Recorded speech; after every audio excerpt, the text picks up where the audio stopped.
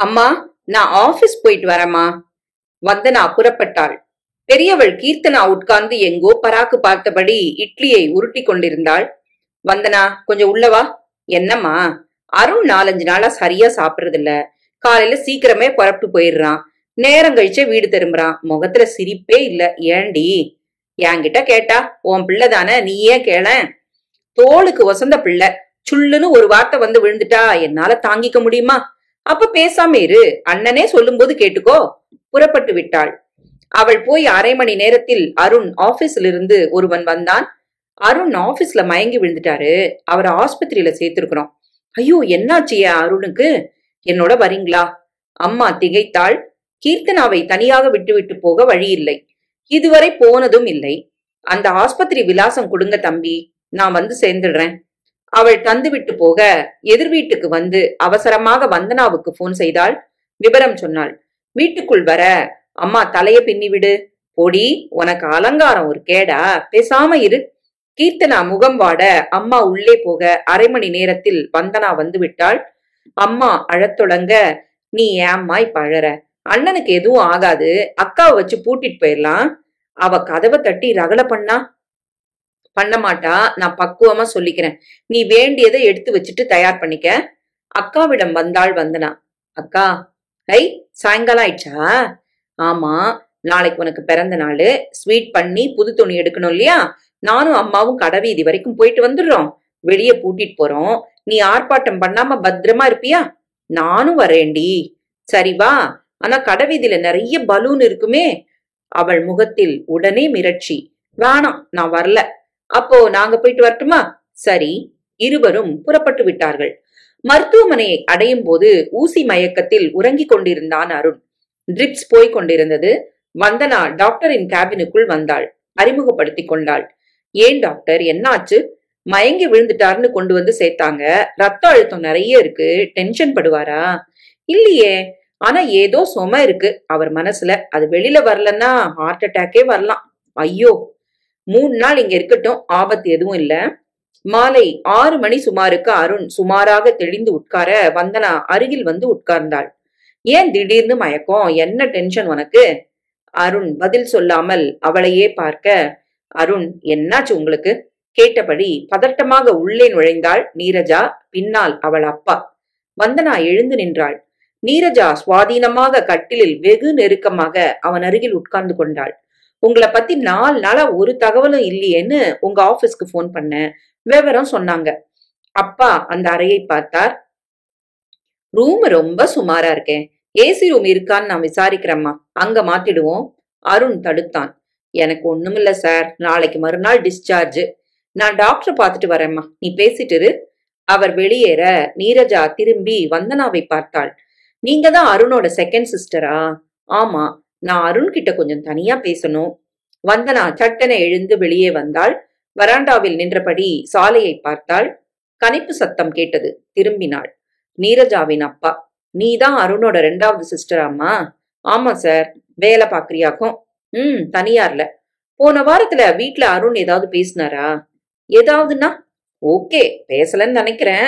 மனசுக்குள்ள புழுங்கி இருக்கிறாரு. அதுலதான் ரத்தம் அழுத்தம் எகிரி மயக்கம். டென்ஷன் கூடி இருக்குன்னு டாக்டர் சொன்னது கரெக்ட். வந்தனா பேசவில்லை. அருண் இன்னமும் பேசுவார்னு எனக்கு தோணல. உன் மூலமா செய்தி தெரியட்டும்மா. என்ன செய்தி? என் மக நீரஜாவும் அருணும் காதலர்கள். உங்க குடும்ப சூழ்நிலைய நான் தெரிஞ்சுக்கிட்டேன். என் மக காதலை பிரிக்க எனக்கு உடன்பாடு இல்ல. அதே சமயம் பிரச்சனை நிறைஞ்ச உங்க குடும்பத்துல அவளை அனுப்பி வைக்க எனக்கு சம்மதமும் இல்ல. அருணுக்கு ஏதாவது ஒண்ணுதான் கிடைக்கும். தாயும் சகோதரிகளும் வேணும்னா என் மகளை மறக்கட்டும். இல்ல காதலிதான் பெருசுன்னா உங்களை விட்டு வரணும். நிரந்தரமா பிரிய சொல்லல, அப்பப்ப வந்து பாத்துக்கட்டும். பணம் பத்தலன்னா உதவட்டும். வந்தனா பேசவில்லை. நீரஜாவை உங்களுக்காக அருண் இப்ப உதறலாம். தற்சமயம் அது நியாயமா கூட இருக்கலாம்.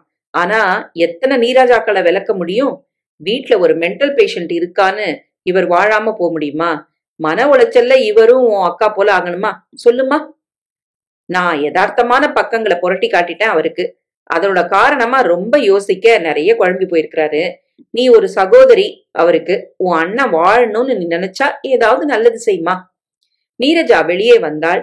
போலாமாப்பா? சரிம்மா. அருணை சந்திக்க உள்ளே வந்தார். தோளில் தட்டி கொடுத்தார். எல்லாம் சரியாகும் அருண், நாங்க வரோம். போய்விட்டார்கள். அவர்கள் வாங்கி வந்த ஏராளமான பழங்கள், ஹார்லிக்ஸ், பிஸ்கெட்ஸ் எல்லாம் ஷெல்ஃபில் இருந்தன. சாரி வந்தனா. எதுக்குன்னா, பர்சனலா பேசணும்னு உன்னை நீரஜா வெளியே அமிச்சதுக்கு. கதவை சாத்திவிட்டு வந்தனா அருகில் வந்து உட்கார்ந்தாள். அவனையே பார்த்தாள். ஏம்மா அப்படி பாக்குற? நீரஜாவை நீ ரொம்ப ஆழமா காதலிக்கிற இல்லையா? அவளோட அப்பா சொன்னாரா? அவர் சொன்னாத்தானா? அவன் நெருக்கத்தை ஆஸ்பத்திரியில காட்டிட்டாளே. அருண் பேசவில்லை. உனக்கு அவளை விட முடியல, எங்களையும் உதற முடியல, வெளியே சொல்லவும் தயக்கம், எந்த முடிவுக்கும் வர முடியல. அதனால மன உளைச்சல், டென்ஷன் இங்க கொண்டு வந்து விட்டுருக்குது. ஒரே வாக்கியத்தில் பிரச்சனை மொத்தத்தையும் வந்தனா சொல்லிவிட்டதால் அதிர்ந்து போயிருந்தான் அருண். அண்ணா, நீ எந்த முடிவை எடுத்தாலும் அதுக்கு நாங்க கட்டுப்படுவோம். நாங்கன்னு சொன்னது நான், அம்மா. கீர்த்தனாவை நீ கணக்குல எடுத்துக்க வேண்டாம். வந்தனா, நீ நிஜமாத்தான் சொல்றியா? ஆமா. அம்மா இதை ஒப்புக்கணுமே. ஒப்புக்கிட்டுதான் ஆகணும். நீரஜா வேண்டாம், நாங்க தான் பெருசுன்னு நீ முடிவு எடுத்திருந்தா உனக்கு நோயும் இல்ல, இந்த ஆஸ்பத்திரி அனுமதி அவசியமே இல்ல. அவதான் ஒசத்தின்னு எங்களை உதறிட்டு போக உன் மனசு இடம் தரல. ஆனா அவளை விடவும் நீ தயாரா இல்லைன்னு நான் புரிஞ்சுக்கிட்டேன். வந்தனா, நீங்க கவலைப்பட வேண்டாம். நீரஜா வசதி உள்ளவ, அதனால என் பணத்தை எதிர்பார்க்க மாட்டா. அதனால என் சம்பளம் மொத்தமும் நம்ம வீட்டுக்கு தான் வரும். ஆனா நீ தான் வரமாட்ட. நான் எங்கம்மா போறேன்? அப்பப்ப வந்து பாத்துக்க மாட்டேனா? நான் அம்மா கிட்ட பேசுறேன். நாளைக்கு டிஸ்சார்ஜ். இப்ப எனக்கு எந்த பிரச்சனையும் இல்ல. ஒரு போன் அடிச்சா நீரஜா வந்து கூட இருப்பா. நீ வீட்டுக்கு போய் அம்மா கிட்ட பேசு. நீ தெளிவா என் பிரச்சனைகளை புரிஞ்சுக்கிட்ட. உன்னை தவிர எனக்கு உதவ இப்ப யாரும் இல்ல. நீரஜா நம்பரை கொடு. தந்தான். வந்தனா போன் செய்த அரை மணி நேரத்தில் மாருதி ஜென்னில் நீரஜா வந்து இறங்கினாள். உள்ளே நுழைந்தாள். என்ன அருண்? என் தங்க வந்தனா கிட்ட நம்ம பிரச்சனைகள் சகலத்தையும் சொல்லிட்டேன். அப்கோர்ஸ் சொல்லாம அவளே புரிஞ்சுக்கிட்டா. எங்க அம்மா கிட்ட பேச எனக்கு ஒரு நல்ல பாலம் வந்தனா. நீரஜா வந்தனாவின் கைகளை பிடித்து கொண்டாள். வந்தனா, எந்த பிரச்சனையும் இல்லாம இதை முடிச்சு கொடுமா. உனக்கு நான் ரொம்ப கடமைப்பட்டவளா இருப்பேன். பிளீஸ். என்னடி இது, நீயும் வந்துட்டியே? அவன் கூட யார் இருக்காங்க? பொறுப்பானவங்களை உட்கார வச்சுட்டு தான் வந்திருக்கேன். நீ கவலைப்படாத. எனக்கு தலைவலியா இருக்கு. காஃபி கொடு. அக்கா இங்க மாடியில இருக்கிறா. நீ வா, உன்கிட்ட நான் கொஞ்சம் பேசணும். இரு வரேன். அம்மா காஃபியுடன் வந்து எதிரே உட்கார்ந்து கொண்டாள். ஏம்மா, டாக்டர் ஏதாச்சும் சொன்னாரா? பிரச்சனை எதுவும் இல்லையே? உன் பிள்ளை பூரணமான ஆரோக்கியத்தோட இருக்கிறான். வேற என்ன, பண பிரச்சனையா? வந்தனா அம்மாவை ஆழமாக பார்த்தாள். அது இனிமேலதான் வரப்போகுது நமக்கு. புரியும்படியா பேசுடி. அம்மா, நீ அதிர்ச்சி அடையாத, பொறுமையா கேட்டுக்கோ. நேரடியா நான் விஷயத்துக்கு வரேன். அம்மா முகத்தில் கலவரம். என்ன சொல்ல போகிறாள் இவள்? வந்தனா டாக்டர் சொன்னது, அந்த நீரஜாவின் அப்பா பேசியது, நீரஜாவின் விளக்கம் எல்லாம் சொன்னாள். அண்ணனின் எதிர்பார்ப்பையும் சொல்லிவிட்டாள். உனக்கு வெக்கமா இல்ல? இதுல நான் வெக்கப்பட என்னமா இருக்கு? எங்க குடும்பத்துல மூத்தவன் அவன். எங்களை விட்டுட்டு அவனுக்காக ஒரு வாழ்க்கையை அமைச்சுக்க முடியாதுன்னு அந்த பெரிய மனுஷங்கிட்ட படக்குன்னு நீ சொல்ல வேண்டியதுதானே? அம்மா, அத சொல்ல வேண்டியது நான் இல்ல, உன் பிள்ளை. சொல்ல முடியாம மனசு புழுங்கித்தானே மயக்கம் வந்திருக்கு. அவர்கிட்ட சொல்ல முடியாம அண்ணனுக்கு மனசு புழுங்கல, நம்ம கிட்ட சொல்ல முடியாம தவிக்கிறான். அப்படியா சொல்ற? ஏறத்தாழ உன் பிள்ளையே இதை அப்பட்டமா என்கிட்ட சொல்லியாச்சுமா. அம்மாவின் கண்களில் அதிர்ச்சி எட்டி பார்த்தது. அருண் டிஸ்சார்ஜ் ஆகிவிட்டான். நீரஜாவின் அப்பா வந்து பில் கட்டி விட்டார். வந்தனா தான் கூட இருந்தாள். அருணை பிடித்து வந்து நீரஜா காரில் ஏற்ற வந்தனாவையும் ஏறிக்கொள்ள சொன்னார். கார் அருண் வீட்டு வாசலில் நின்றது. வந்தனா இறங்கினாள். உள்ள வாங்க வரவேற்றாள். இருவரும் வர, உட்காருங்க. அம்மா காஃபி போடு. அம்மா கடுப்புடன் உள்ளே வந்தாள். அது ஒண்ணுதான் குறைச்சல். ஷோ, சொன்னதை செய்மா. நீங்க போய் படுங்க அருண். ஹெல்ப் பண்ணணுமா? நீரஜா அவனுடன் வந்தாள்.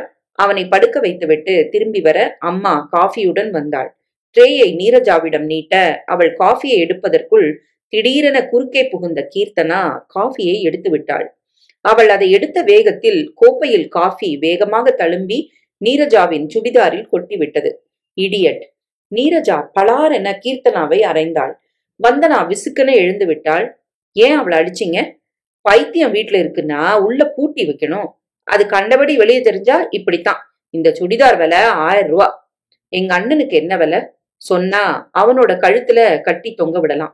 You get out. நீரஜா அவள் அப்பாவை பார்த்தாள். சரேல் என வெளியேற அவரும் பின்தொடர்ந்தார். வந்தனா கொதிநிலையில் நின்றாள். வந்தனா, குரல் கேட்டு திரும்பினாள். ஏன் அவங்கள விரட்டி அடிச்ச? கேட்டது அருண். அண்ணா, அவ நம்ம கீர்த்தனாவை எப்படி கை நீட்டி அடிக்கலாம்? அது தப்பு இல்ல. நான் வெளியே போ சொன்னது மட்டும் தப்பா? நொடியில் வாக்குவாதம் ஆகிவிட்டது. வந்தனா எதிர்பார்க்கவில்லை. நீரஜாவை வெளியே அனுப்பியது தப்பு என்பதை மட்டும் கெட்டியாக அருண் பிடித்து கொண்டு விட்டான். காஃபி சிந்தினது கஷ்டம்தான். ஆனா கீர்த்தனா தெளிவில்லாத பொண்ணுதானே. அதுக்காக அவ செஞ்சதை பொறுத்துக்கணும்னு நீரஜாவுக்கு அவசியம் இருக்கா? இல்லதான். கீர்த்தனாவை சகிச்சுக்க வேண்டிய அவசியம் நீரஜாவுக்கு இல்லதான். ஆனா கை நீட்டி அடிக்கிற உரிமை அவங்களுக்கு இல்ல. நீரஜா என் காதலி. அவளை இந்த வீட்ல இருந்து வெளியே போக சொல்ற உரிமை உனக்கு யார் தந்தது? நிறுத்துடா. அம்மா குறுக்கே புகுந்து விட்டாள். அம்மா, உன் தங்க ஒருத்தி புத்தி தெளிவில்லாதவ. அடிபட்டது உன்னை பாதிக்கலையா? அப்பா போன பின்னால இந்த குடும்பத்துக்கு தலைவன் நீ. இங்குள்ளவங்களோட ஆசாபாசங்கள் உன்னை பாதிக்கணும். எங்களை விட எவ்வளோ ஒருத்தி ஒசத்தி அவனுக்கு. அவ என் மேல உயிரே வச்சிருக்கிறா. அப்படின்னா நாங்க தடுக்கல. தாலிய கட்டிட்டு இந்த வீட்டுல வந்து வாழட்டும். உன்னை ஒருத்தி நேசிக்கிறது நிஜமா இருந்தா உன்னை சேர்ந்த எங்களையும் அவன் நேசிக்கணும். அதுதான் நிஜமான காதல். இது மாதிரி வீட்டை விட்டு வெளியே துரத்துற உங்களை எப்படி அவளால நேசிக்க முடியும்? வந்தனா அவனை நெருங்கினாள். அண்ணா, சாரி. என்னால யாருக்கும் பிரச்சனை வர வேண்டாம். நான் நீரஜா கிட்ட மன்னிப்பு கேட்கவும் தயார். அருண் பேசவில்லை. கொஞ்ச நேரம் நின்றான். போய் படுத்து விட்டான். அன்று இரவு யாருமே சரியாக உறங்கவில்லை. காலை எழுந்ததும் 8 மணிக்கெல்லாம் கார் வந்து நின்றது. டிரைவர் மட்டும் உள்ளே வந்தான். அருண் சார் இருக்காங்களா? வந்தனா வெளியே வந்தாள். என்னப்பா, நீ யாரு? சின்னம்மா வண்டியில இருக்கிறாங்க, சார வர சொன்னாங்க. யாரு சின்னம்மா? வந்தனா வெளியே வந்தாள். நீரஜா காரில் உட்கார்ந்து இருந்தாள். உள்ள வாங்க. அவசியம் இல்ல. மதிக்காதவங்க படிய மிதிக்கிற அளவுக்கு நான் மானங்கிட்டு போகல. அருண் இங்க வரட்டும். வந்தனா அருகே நெருங்கி, சாரி, நேத்து நடந்ததுக்கு நான் மன்னிப்பு கேட்டுக்கிறேன், உள்ள வாங்க. அருண் வாசலுக்கு வந்து விட்டான். உள்ளவா நீரஜா? இல்ல அருண், வண்டியில ஏறுங்க. நான் இன்னும் குளிக்க கூட இல்ல. எப்படி இருக்கேன் பாரு. பரவாயில்ல, உங்ககிட்ட நான் பேசணும். வண்டியில ஒரு ரவுண்ட் போயிட்டே பேசலாம். கமான். அருண் ஏறி உட்கார கார் சீறி கொண்டு புறப்பட்டது. அம்மா, நான் கொஞ்சம் பேசணும். சொல்லு அருண். நான் நீரஜாவை கல்யாணம் செஞ்சுக்கிறதா முடிவு செஞ்சிருக்கிறேன். அது ஏற்கனவே எடுத்த முடிவு தானே அருண். நீரஜா இந்த வீட்டு மருமகளா வர்றது எங்களுக்கெல்லாம் பூரண சம்மதம்பா. இல்லம்மா, அவ அவங்க அப்பாவுக்கு ஒரே பொண்ணு. ஒரு பிள்ளை கூட அவருக்கு இல்ல. இவளை பிரிஞ்சு அவரால வாழ முடியாது. அதனால அங்க நீ போயிட போறியா? உன்னை பிரிஞ்சு மட்டும் எங்களால வாழ முடியுமா? உனக்கு இன்னும் 2 பேர் இருக்காங்களே. எப்படிப்பா அருண் உன்னால இப்படி பேச முடியுது? இந்த 2ம் உன் தங்கைகள். நான் விதவத்தாயி. எங்களை அம்போன்னு விட்டுட்டு இப்படி உன்னால போக முடியுமா? நேரடி தாக்குதலில் நிலை குலைந்தான் அருண். சுதாரித்து கொண்டான். அம்மா, நான் செலவுக்கு பணம் தரேன். அந்த கஷ்டம் வராம பாத்துக்கிறேன். எத்தனை நாளைக்கு? வந்தனா கேட்டாள். இந்த அதிக பிரசங்கித்தனம் தான் எனக்கு பிடிக்கல. இந்த வாய் தான் அவளை கதிகலங்க வச்சிருக்குது. நிறுத்துடா. அவ கேட்டதுல என்ன தப்பு? இருமா, நீ குறுக்க வராத. அண்ணங்கிட்ட நான் பேசிக்கிறேன். அண்ணா, எத்தனை நாளைக்கு நீ பணம் தருவ? மாசம் கூட உன்னை தரவிட மாட்டா அந்த நீரஜா. அவளை பத்தி தப்பா பேசாத. இல்ல, ரைட்டா தான் பேசுறேன். குடும்பத்தோட இருக்கிற ஒரு பொறுப்புள்ள மூத்த பிள்ளைய பிரிக்க தெரிஞ்சவளுக்கு நாளைக்கு இதோட பசிப்பட்டினி எப்படி புரியும்? நிறுத்து. நிறுத்திடுறேன். ஆனா எதை? நம்ம மத்ததுல உள்ள நேசத்தை. வெக்கத்தை விட்டு மன்னிப்பு கேட்டேன் அவகிட்ட. எதுக்கு? அவ நாளைக்கு எங்களுக்கு பிச்சை போடணும்னு எதிர்பார்க்கல. நீ எங்க கூட பிறந்தவன், உன் மனசு நோவ கூடாதுன்னு மன்னிப்பு கேட்டேன். ஆணவம் பிடிச்ச ஒரு பணக்காரி பின்னால போற நீ. வந்த பாசத்தை, பொறுப்புகளை, குடும்ப சுமைய, இப்படி எல்லாத்தையும் உதறிட்டு போற நீ. ஆனா உனக்கு குறைஞ்சபட்சம் தன்மானமாவது மிஞ்சுமான்னு பாத்துக்கோ. அருண் முகம் சிவந்தது. என்ன நீ கேவலப்படுத்துறியா? அதை செய்ய போறது அவதான். அவ சொன்னது நிஜம்தான். உனக்கு திமிர் அதிகம்தான். அருண். அம்மா கூச்சலிட வந்தனா கையால் அடக்கினாள். வெல், இனிமே எதுவும் பேச வேண்டாம். உன் கல்யாணத்துக்கு நாங்க 3 பேரும் வரலாமா? பைத்தியம் வரக்கூடாதோ? நிச்சயமா வர வேண்டாம்னு அவ தடுப்பா. பாவம். மறுநாள் காலை சீக்கிரமே கார் வந்துவிட அருண் பெட்டியோடு வெளிப்பட்டான். அம்மா. அம்மா வெளியே வந்தாள். நான் போயிட்டு வரேன். இதுல 2000 ரூபாய் பணம் இருக்கு. பில் கட்ட ஆபீஸ்ல இருந்து வந்த பணம். நீரஜா அப்பா பில்ல கட்டிட்ட காரணத்தினால என் கையில இது இருக்கு, பிடி. அம்மா கை நீட்ட. ஒரு நிமிஷம்மா. வந்தனா வந்து தடுத்தாள். அருண் நிமிர்ந்து பார்த்தான். அந்த பணத்தை வாங்காத. எங்க அம்மாவுக்கு நான் தரேன். அதை தடுக்க யாருக்கும் உரிமை இல்லைங்க. உங்க அம்மாவா? அப்படி ஒரு உறவு இன்னும் மிச்சம் இருக்கா? உங்க அம்மாவையும் அவ பெத்த 2 குழந்தைங்களையும் அம்போன்னு விட்டுட்டு வாசல்ல இறங்க போற நேரத்துல உறவு வேற ஞாபகம் வருதா? இத்தனை நாள் நான் சம்பாதிச்சுதான் குடும்பம் நடந்தது, யாரும் அதை மறக்க வேண்டாம். அப்ப எங்க அம்மாவுக்கு பிள்ளையா எங்களுக்கு அண்ணனா இருந்தவரு சம்பாதிச்சாரு, எங்களுக்கும் உரிமை இருந்தது. இப்போ கை நீட்டி தங்கைய, அதுவும் மூல வளர்ச்சி இல்லாத தங்கைய எவ்வளோ கண் முன்னால அடிச்சும் அவளை கண்டிக்க தெரியாத ஒரு சுயநலக்காரனோட பணம் வேண்டாம். இந்த வருமானத்தை, இந்த உத்தியோகத்தை எந்த பணக்காரியோட அப்பாவும் வாங்கி தரல. எங்க அப்பா செத்துட்டு அதனால கிடைச்ச வேலை இது. அவர் உயிரோட இருந்திருந்தா இதனால வர்ற பலன்கள் எங்களுக்கும் கிடைச்சிருக்கும். இத ஒருத்தி தட்டி பறிச்சாச்சு, அவ நல்லா இருக்கட்டும். திமிரு திமிரு, உடம்பு முழுக்க திமிரு. ஆமா, மத்தவங்கள பத்தி கவலைப்படாம தன்னை பத்தியே நினைக்கிறவங்க பணம் எங்க அம்மாவுக்கு வேண்டாம். கால் வைத்து கஞ்சியாவது நாங்க குடிச்சுப்போம், நீ வெளியே போகலாம். அருண் மௌனமாக ஓரிரு நிமிடங்கள் நின்றான். சரேலென வெளிப்பட்டான். காரை விட்டு இறங்கி சற்றே முன்னால் வந்து பேச்சுக்கள் எல்லாவற்றையும் நீரஜா கேட்டுக்கொண்டிருந்தாள். அருண் வந்ததும், வாங்க அருண். இருவரும் காரில் ஏறிக்கொள்ள கதவு அடித்து சாத்தப்பட்டது. அது புறப்பட்டு வேகம் பிடித்ததும் அம்மா வாசலுக்கு ஓடி வருவது தெரிந்தது. அருண் சங்கடமாக உணர்ந்தான். பாத்தீங்களா அருண், அவ திமிர, நீங்க தந்த பணத்தை அலட்சியப்படுத்துறா. உங்களை உங்க மனுஷங்க உதறியாச்சு. இனிமே நீங்க யார் அனுமதிக்கும் காத்து நிற்க வேண்டாம். அதற்கும் அருண் பேசவில்லை. உங்களை, உங்க உழைப்ப உறிஞ்சுற இந்த குடும்பம் எப்படிப்பட்டதுன்னு இப்ப புரியுதா? உங்களை கேள்வி கேட்டதுக்கு உங்க தங்கச்சி தெருவுல நிக்கணும். அப்பத்தான் அவ திமிர அடங்கும். Stop it. அருண் போட்ட கூச்சலில் காரை சடன் பிரேக் போட்டாள் நீரஜா. போதும் நீரஜா, உன்னோட நிரந்தரமா நான் வந்தாச்சு. மத்தவங்கள அளவுக்கு அதிகமா நீ விமர்சனம் பண்ண வேண்டாம். அவள் அவனையே பார்த்தாள். Okay, it's fact. நம்ம புது வாழ்க்கை கூடிய சீக்கிரம் தொடங்க போகுது, அதை பத்தி பேசுவோம். கார் நீரஜாவின் வீட்டில் நின்றது. அவள் இறங்க நாய் ஓடி வந்தது. சீசர், அங்கே இரு. அருண், நீங்க வாங்க. எப்போதும் அவளுடன் ஓடி வரும் நாய் அருணை விரோதமாக பார்த்தது. அதன் இடத்துக்கு அவன் வந்து விட்டதால். கீர்த்தனா சாப்பிட்டு விட்டு உறங்கிக் கொண்டிருந்தாள். வந்தனா அங்கு வந்தாள். அம்மா ஒரு பக்கமாக சோர்ந்து போய் சாய்ந்திருந்தாள். அம்மா, நீ சாப்பிட வரல? எனக்கு பசிக்கல வந்தனா. நீ காலையில சரியா சாப்பிடல, இப்பவும் வேண்டானா என்ன அர்த்தம்? படுத்த படுக்கே ஆ போறியா? அந்த கஷ்டத்தையும் சேர்த்து நான் பண்ணுமா? அம்மா நிமிர்ந்து பார்த்தாள். கண்ணீர் கொப்பளித்தது. நான் வர வந்தனா. அவசரமாக அம்மா சாப்பிட வாந்தி வந்தது. கூடவே அழுகையும் வந்தது.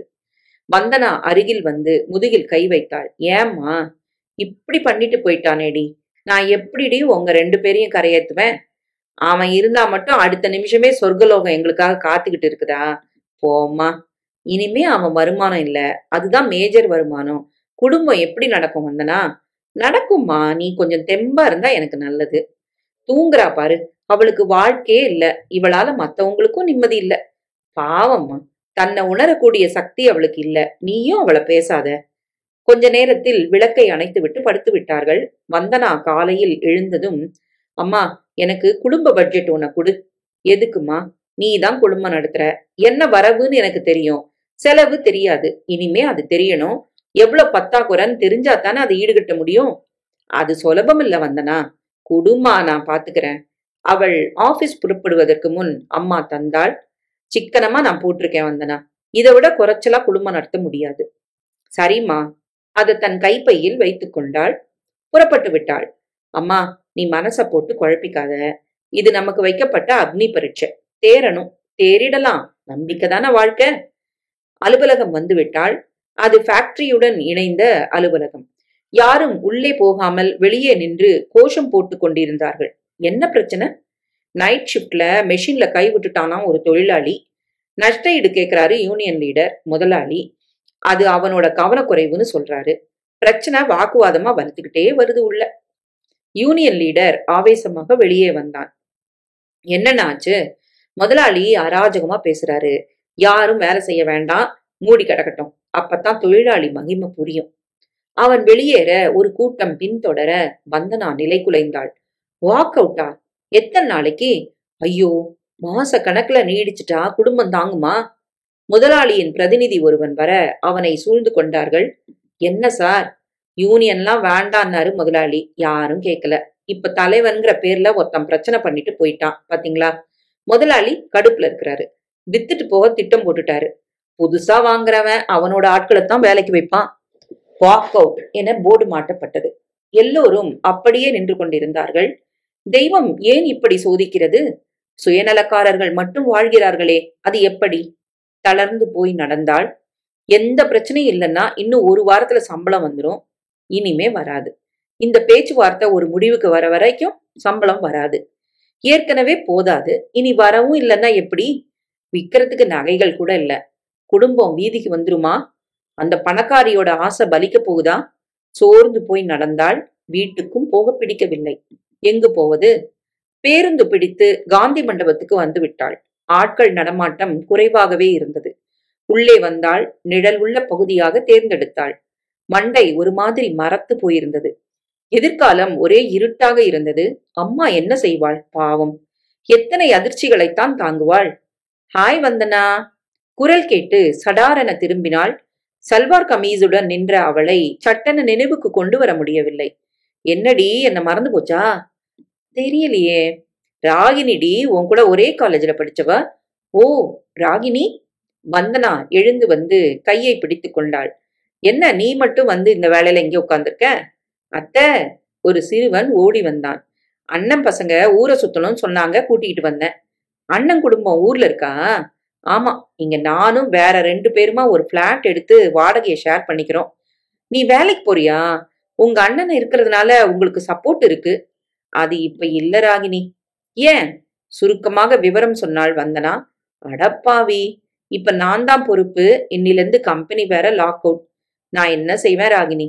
எனக்கு உடனடியா வேலை ஏதாவது கிடைக்குமா? இது என் வீட்டு விலாசம் வந்தனா. போன் நம்பரும் இருக்கு. நாளை காலையில 7 மணிக்கு போன் பண்ணு. வேலை கிடைக்குமா? அதை இப்ப எப்படி என்னால சொல்ல முடியும்? நல்லதே நினைப்போம். என்ன சொல்ற? சரி, ஆனா இப்ப வாங்குற சம்பளத்தை விட அதிகம் கிடைக்கணும் எனக்கு. ராகினி சிரித்தாள். சரி வந்தனா, பார்க்கலாம்.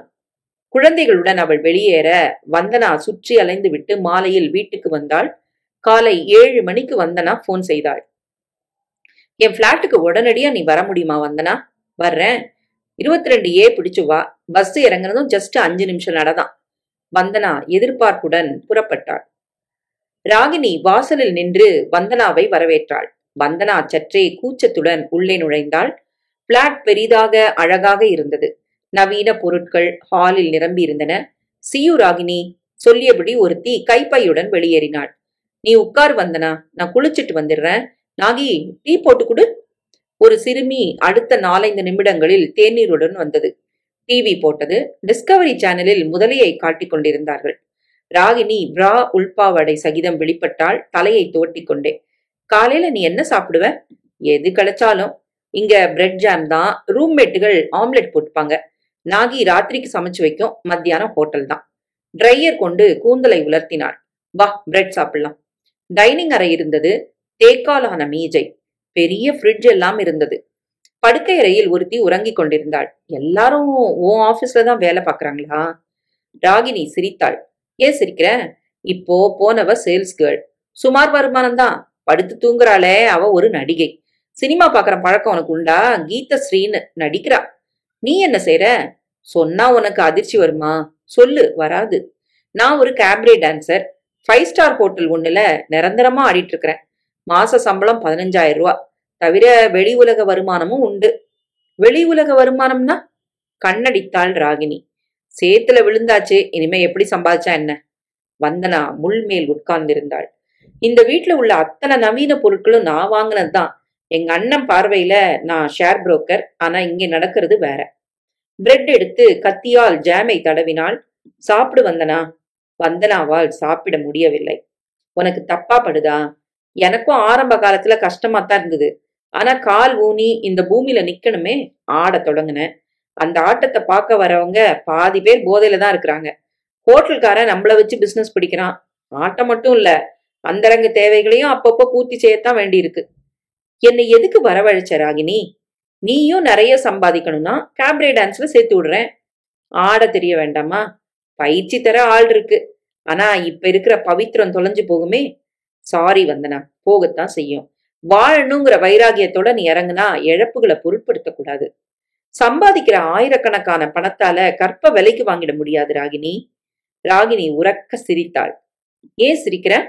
கற்பா நவீனமான பெண்கள் உலகத்துல மோசமான கெட்ட வார்த்தை அது. ராகினி, உங்களுக்குன்னு ஒரு ஆண் துணை கூட இல்ல. கூடவே மூளை சரியில்லாத பொண்ணு, வயசான அம்மா. எப்படி வாழ்க்கையை நீ சந்திக்க போற? கெட்டு போய் தான் வாழணும்னு நான் நினைக்கல ராகினி. சரி, உன்னை நான் கட்டாயப்படுத்தல. நீ வேணும்னா 3 வேளை இங்கே சாப்பிட்டுக்கோ. உன் கை செலவுக்கும் நான் பணம் தரேன். ஒரு சிநேகிதிங்கிற முறையில வேற என்ன செய்ய முடியும் என்னால? எனக்கு தெரிஞ்சதெல்லாம் இந்த நடனமும் அதன் காரணமா வரக்கூடிய உறவுகளும் தான். இன்னொருத்தி எழுந்து வந்தாள். குளிக்க போய்விட்டாள். வந்தனா எழுந்தாள். உன்னை தொந்தரவு பண்ணிட்டேன் ராகினி, சாரி, நான் வரேன். இருடி, இந்த 1000 ரூபாய் வச்சுக்கோ. எதுக்கு? ஏதோ ஒரு செலவுக்காகட்டுமே, பிடி பணத்தை. வந்தனா வாங்கி கொண்டாள். நான் வரேன் ராகினி. இப்பவும் யோசனை பண்ணு. நீ ஆட வரலான்னு நினைச்சா எனக்கு ஒரு போன் பண்ணிட்டு வா. என் நம்பரும் தரேன். வந்தனா வாங்கி கொண்டாள். வீடு திரும்பி விட்டாள். என்னடி சீக்கிரமா வந்துட்ட? ஆபீஸ் லீவுமா இன்னைக்கு, அதான். வந்தனா, நான் சொன்னா நீ கோவப்பட மாட்டியே? சொல்லுமா, நான் 4 வீட்டுல சமையல் வேலையை ஒப்புக்கட்டுமா? வந்தனா அடிபட்டது போல திரும்பினாள். இத்தனை நாள் கௌரவமா வாழ்ந்தது போதும்னு சொல்றியாமா? இதுல எந்த அகௌரவமும் இல்லம்மா. கண்ணியமான தொழிலு, 4 பேர் பசி போக்குற புண்ணிய தொழிலு. நீ ஒருத்தியே பாரம் சுமக்கணும்னு இல்லையேம்மா. அம்மா, எனக்கு பசிக்குது. கீர்த்தனா வந்து நின்றாள். உனக்கு அது மட்டும் தவறாம வந்துடும், வந்து தொலை. அவன் மேல கோவப்படாதம்மா. ஆமா, நீ சமையல், நான் ஆபீஸ்னு போயிட்டா இவளை யார் பாத்துக்கிறது? வீட்டுல வச்சு பூட்டிட்டு போக வேண்டியதான். பாவம்மா, அது தப்பு. சரிடி, பொழைக்கவும் வேண்டாமா? ஏம்மா, நீ வெளியில போய் சமைச்சு போடுறத வீட்லயே செய்ய. புரியல. ஒரு மெஸ் மாதிரி நடத்தினா நம்ம சாப்பாட்டு செலவும் இல்லாம ஆகும், பணமும் கிடைக்குமே. வாடகை வீடு வந்தனா இது, அவங்க ஒப்புக்கணுமே. இடம் வேணும். மாடியில ஷெட் மாதிரி போட்டுக்கிறது. 4-5 டேபிள் பெஞ்சுன்னு போட்டா ஆச்சு. பணத்தை சேர்த்து கொடுத்துடுறது. சரிம்மா, இதுக்கெல்லாம் மூலதனம் வேண்டாமா? நம்ம கிட்ட தினசரி வாழ்க்கைக்கே பணம் இல்ல. தவிர ஆள் பிடிக்கணும். நமக்கு பழக்கம் இல்லாத வேலை. நான் வெளியில வேலைக்கு போயிட்டா வரவுதானே ஒழிய செலவு இல்ல. சரி, யோசிக்கலாம். முதல்ல பணம் புரட்ட முடியுமான்னு பாக்கணும். ஆபீஸே மூடின அப்புறம் எங்க இருந்து பணம் புரட்டுவ? வந்தனா அதிர்ந்து போனாள். அம்மா, உனக்கு எப்படி தெரியும்டி? நீ சொல்லனாலும் உங்க ஃபேக்டரி லாக் அவுட் ஆனது எனக்கு தெரியும். வந்தனா பேசவில்லை. அதனாலதான் சமையல் வேலையை நான் ஒப்புக்கிறேன்னு சொல்றேன். 1 மாசம் சமாளிக்கலாம். அதுக்குள்ள உனக்கு வேலை கிடைக்காதா? தெரியலம்மா. நீயும் சாப்பிடவா? கீர்த்தனா சாப்பிட்ட பின் சாதம் கூட அதிகமில்லை. பேருக்கு இருவரும் சாப்பிட்டார்கள். அம்மா அடுக்களை சம்பந்தப்பட்ட வேலைகளில் இருக்க வந்தனா வெளியே வந்தாள். ராகினிக்கு போன் செய்தாள். ராகினி எடுக்க, உன்கிட்ட நான் கொஞ்சம் பேசணும் ராகினி, அவசரம், வரட்டுமா? வாயேன். வந்தனா அம்மாவிடம் சொல்லிக் கொண்டு புறப்பட்டாள். வந்தனா ராகினியின் எதிரே அமர்ந்தாள். சொல்லு வந்தனா, இந்த பட்டியலை பாரு. என்ன இது? வாங்கி பார்த்தாள். மெஸ் நடத்த யோசனை பண்றோம். பாத்திரம், பர்னிச்சர், மளிகை எல்லாமே ஒரு மாசத்துக்கு 30 பேருக்கு இவ்வளவு ஆகும். இந்த பணத்தை உன்னால எனக்கு கடனா தந்து உதவ முடியுமா? மெஸ்ஸு லாபமா? கைய கடிக்குமா? கவனமா நடத்தினா லாபம் வரும்னு நினைக்கிறேன். எங்க அம்மாவும் அப்படித்தான் நினைக்கிறாங்க. சரி, எப்படி ஆள் பிடிப்ப? தெரியல. விளம்பரம் தந்தா அதை பார்த்து வரமாட்டாங்களா? எனக்கும் ஐடியா இல்ல. முதல்ல பணம், அதை தந்து உதவ நீ முன் வந்தா மத்ததெல்லாம் போர் வேகத்துல செய்யலாம். நான் தரேன். தற்சமயம் பேங்க் பேலன்ஸ் எதுவும் இல்ல. கஸ்டமர் ஒருத்தர் இன்னைக்கு வருவாரு, பெரும் புள்ளி. அவர்கிட்ட சில்லற தேரும், அதை உனக்கு தரேன். வந்தனா முகம் சுளித்தாள். நாய் வித்த காசு குறைக்காது வந்தனா. வந்தனா பேசவில்லை. சரி, உனக்கு எப்ப நான் திரும்பவும் போன் பண்ணட்டும்? நாளை காலையில. சொல்லும் போதே வாசலில் அந்த கரோனா அயல்நாட்டு கார் வந்து நின்றது. சாக்லேட் நிறத்தில். வெள்ளை வெளையரென ஒரு மனிதர் இறங்கினார். வேட்டி, ஜிப்பா, ரெட்டை நாடிக்கும் மேல் உடம்பு, தடித்த பிரேமிட்ட கண்ணாடி, கனமான சென்ட் வாசனை, வாயில் பீடா. உள்ளே நுழைந்தார். ராகினி ஓடிப்போய் வரவேற்றாள். அவர் பார்வை சுழன்றி திரும்பி வந்தனாவிடம் நிலைத்தது. அப்படியே உறைந்தது. நான் வரேன் ராகினி, போன் பண்றேன். சரி வந்தனா. அவள் வெளியேற ராகினி கதவை தாளிட்டாள். பெரிய மனிதரிடம் வந்தாள். ஏன் லேட்டு? யார் அந்த பொண்ணு? என் சிநேகிதி. எங்க வீடு? என்ன வயசு? அதுவா இப்ப முக்கியம்? நீங்க பார்க்க வந்தது என்னையா அவளையா? உன்னைத்தான் பார்த்துட்டே இருக்கனே, இனிமே அவளை பார்க்கலாம்னு தீர்மானிச்சிருக்கேன். ராகினி பேசவில்லை. ஏன் பேசல? பொறாமையா? நான் ஏன் பொறாமப்படுறேன்? பொது சொத்துக்கு யார் வேணும்னாலும் உரிமை கொண்டாடலாம். ஆனா அவ அந்த ரகம் இல்ல. ஏன்? இது வரைக்கும் கெட விரும்பல. உன்கிட்ட சொன்னாளா? ஆமா, மானத்தோட வாழ ஆசைப்படுறா. பிழைக்க வேண்டி பணம் கூட கடனாத்தான் கேக்குறா. இலவசமா எதையும் எடுத்துக்க மாட்டா. எனக்கு அவ வேணும். கிடைக்காது. நான் நினைச்சா எதுவும் கிடைக்கும். தப்புங்க. அவ மானத்தோட வாழ விரும்புறா, அவமானத்தோட சாக விரும்பல. யார் அவளை சாக சொன்னது? எனக்கு அவளை அறிமுகப்படுத்து, இல்லைன்னா அவளை என்கிட்ட கொண்டு வந்து விடு. நான் கெடுக்க மாட்டேன். விரும்பாத பொண்ணை நிச்சயமா தொடக்கூட மாட்டேன், உனக்கு உறுதி தரேன். அவ எங்க இருக்கா? என்ன உறவுகள் கூட இருக்கு? எப்படி பொழைக்கிறா?